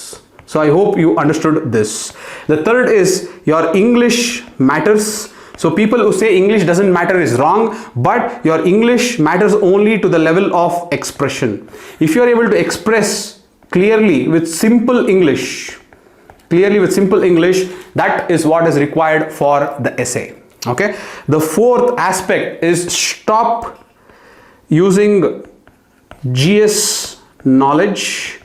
Obviously you can take the help of it, but try to avoid as much as possible the examples of your GS answers in your essay topics. Okay, so that is another key takeaway that we have focused on. And the fifth is, essay is an expression. Essay should display your personality. Essay should display your maturity. Essay should display your depth, okay, and essay should display your diversity of thoughts. So what I'm trying to tell is, when you want to write an essay, write it just for the sake of expressing it.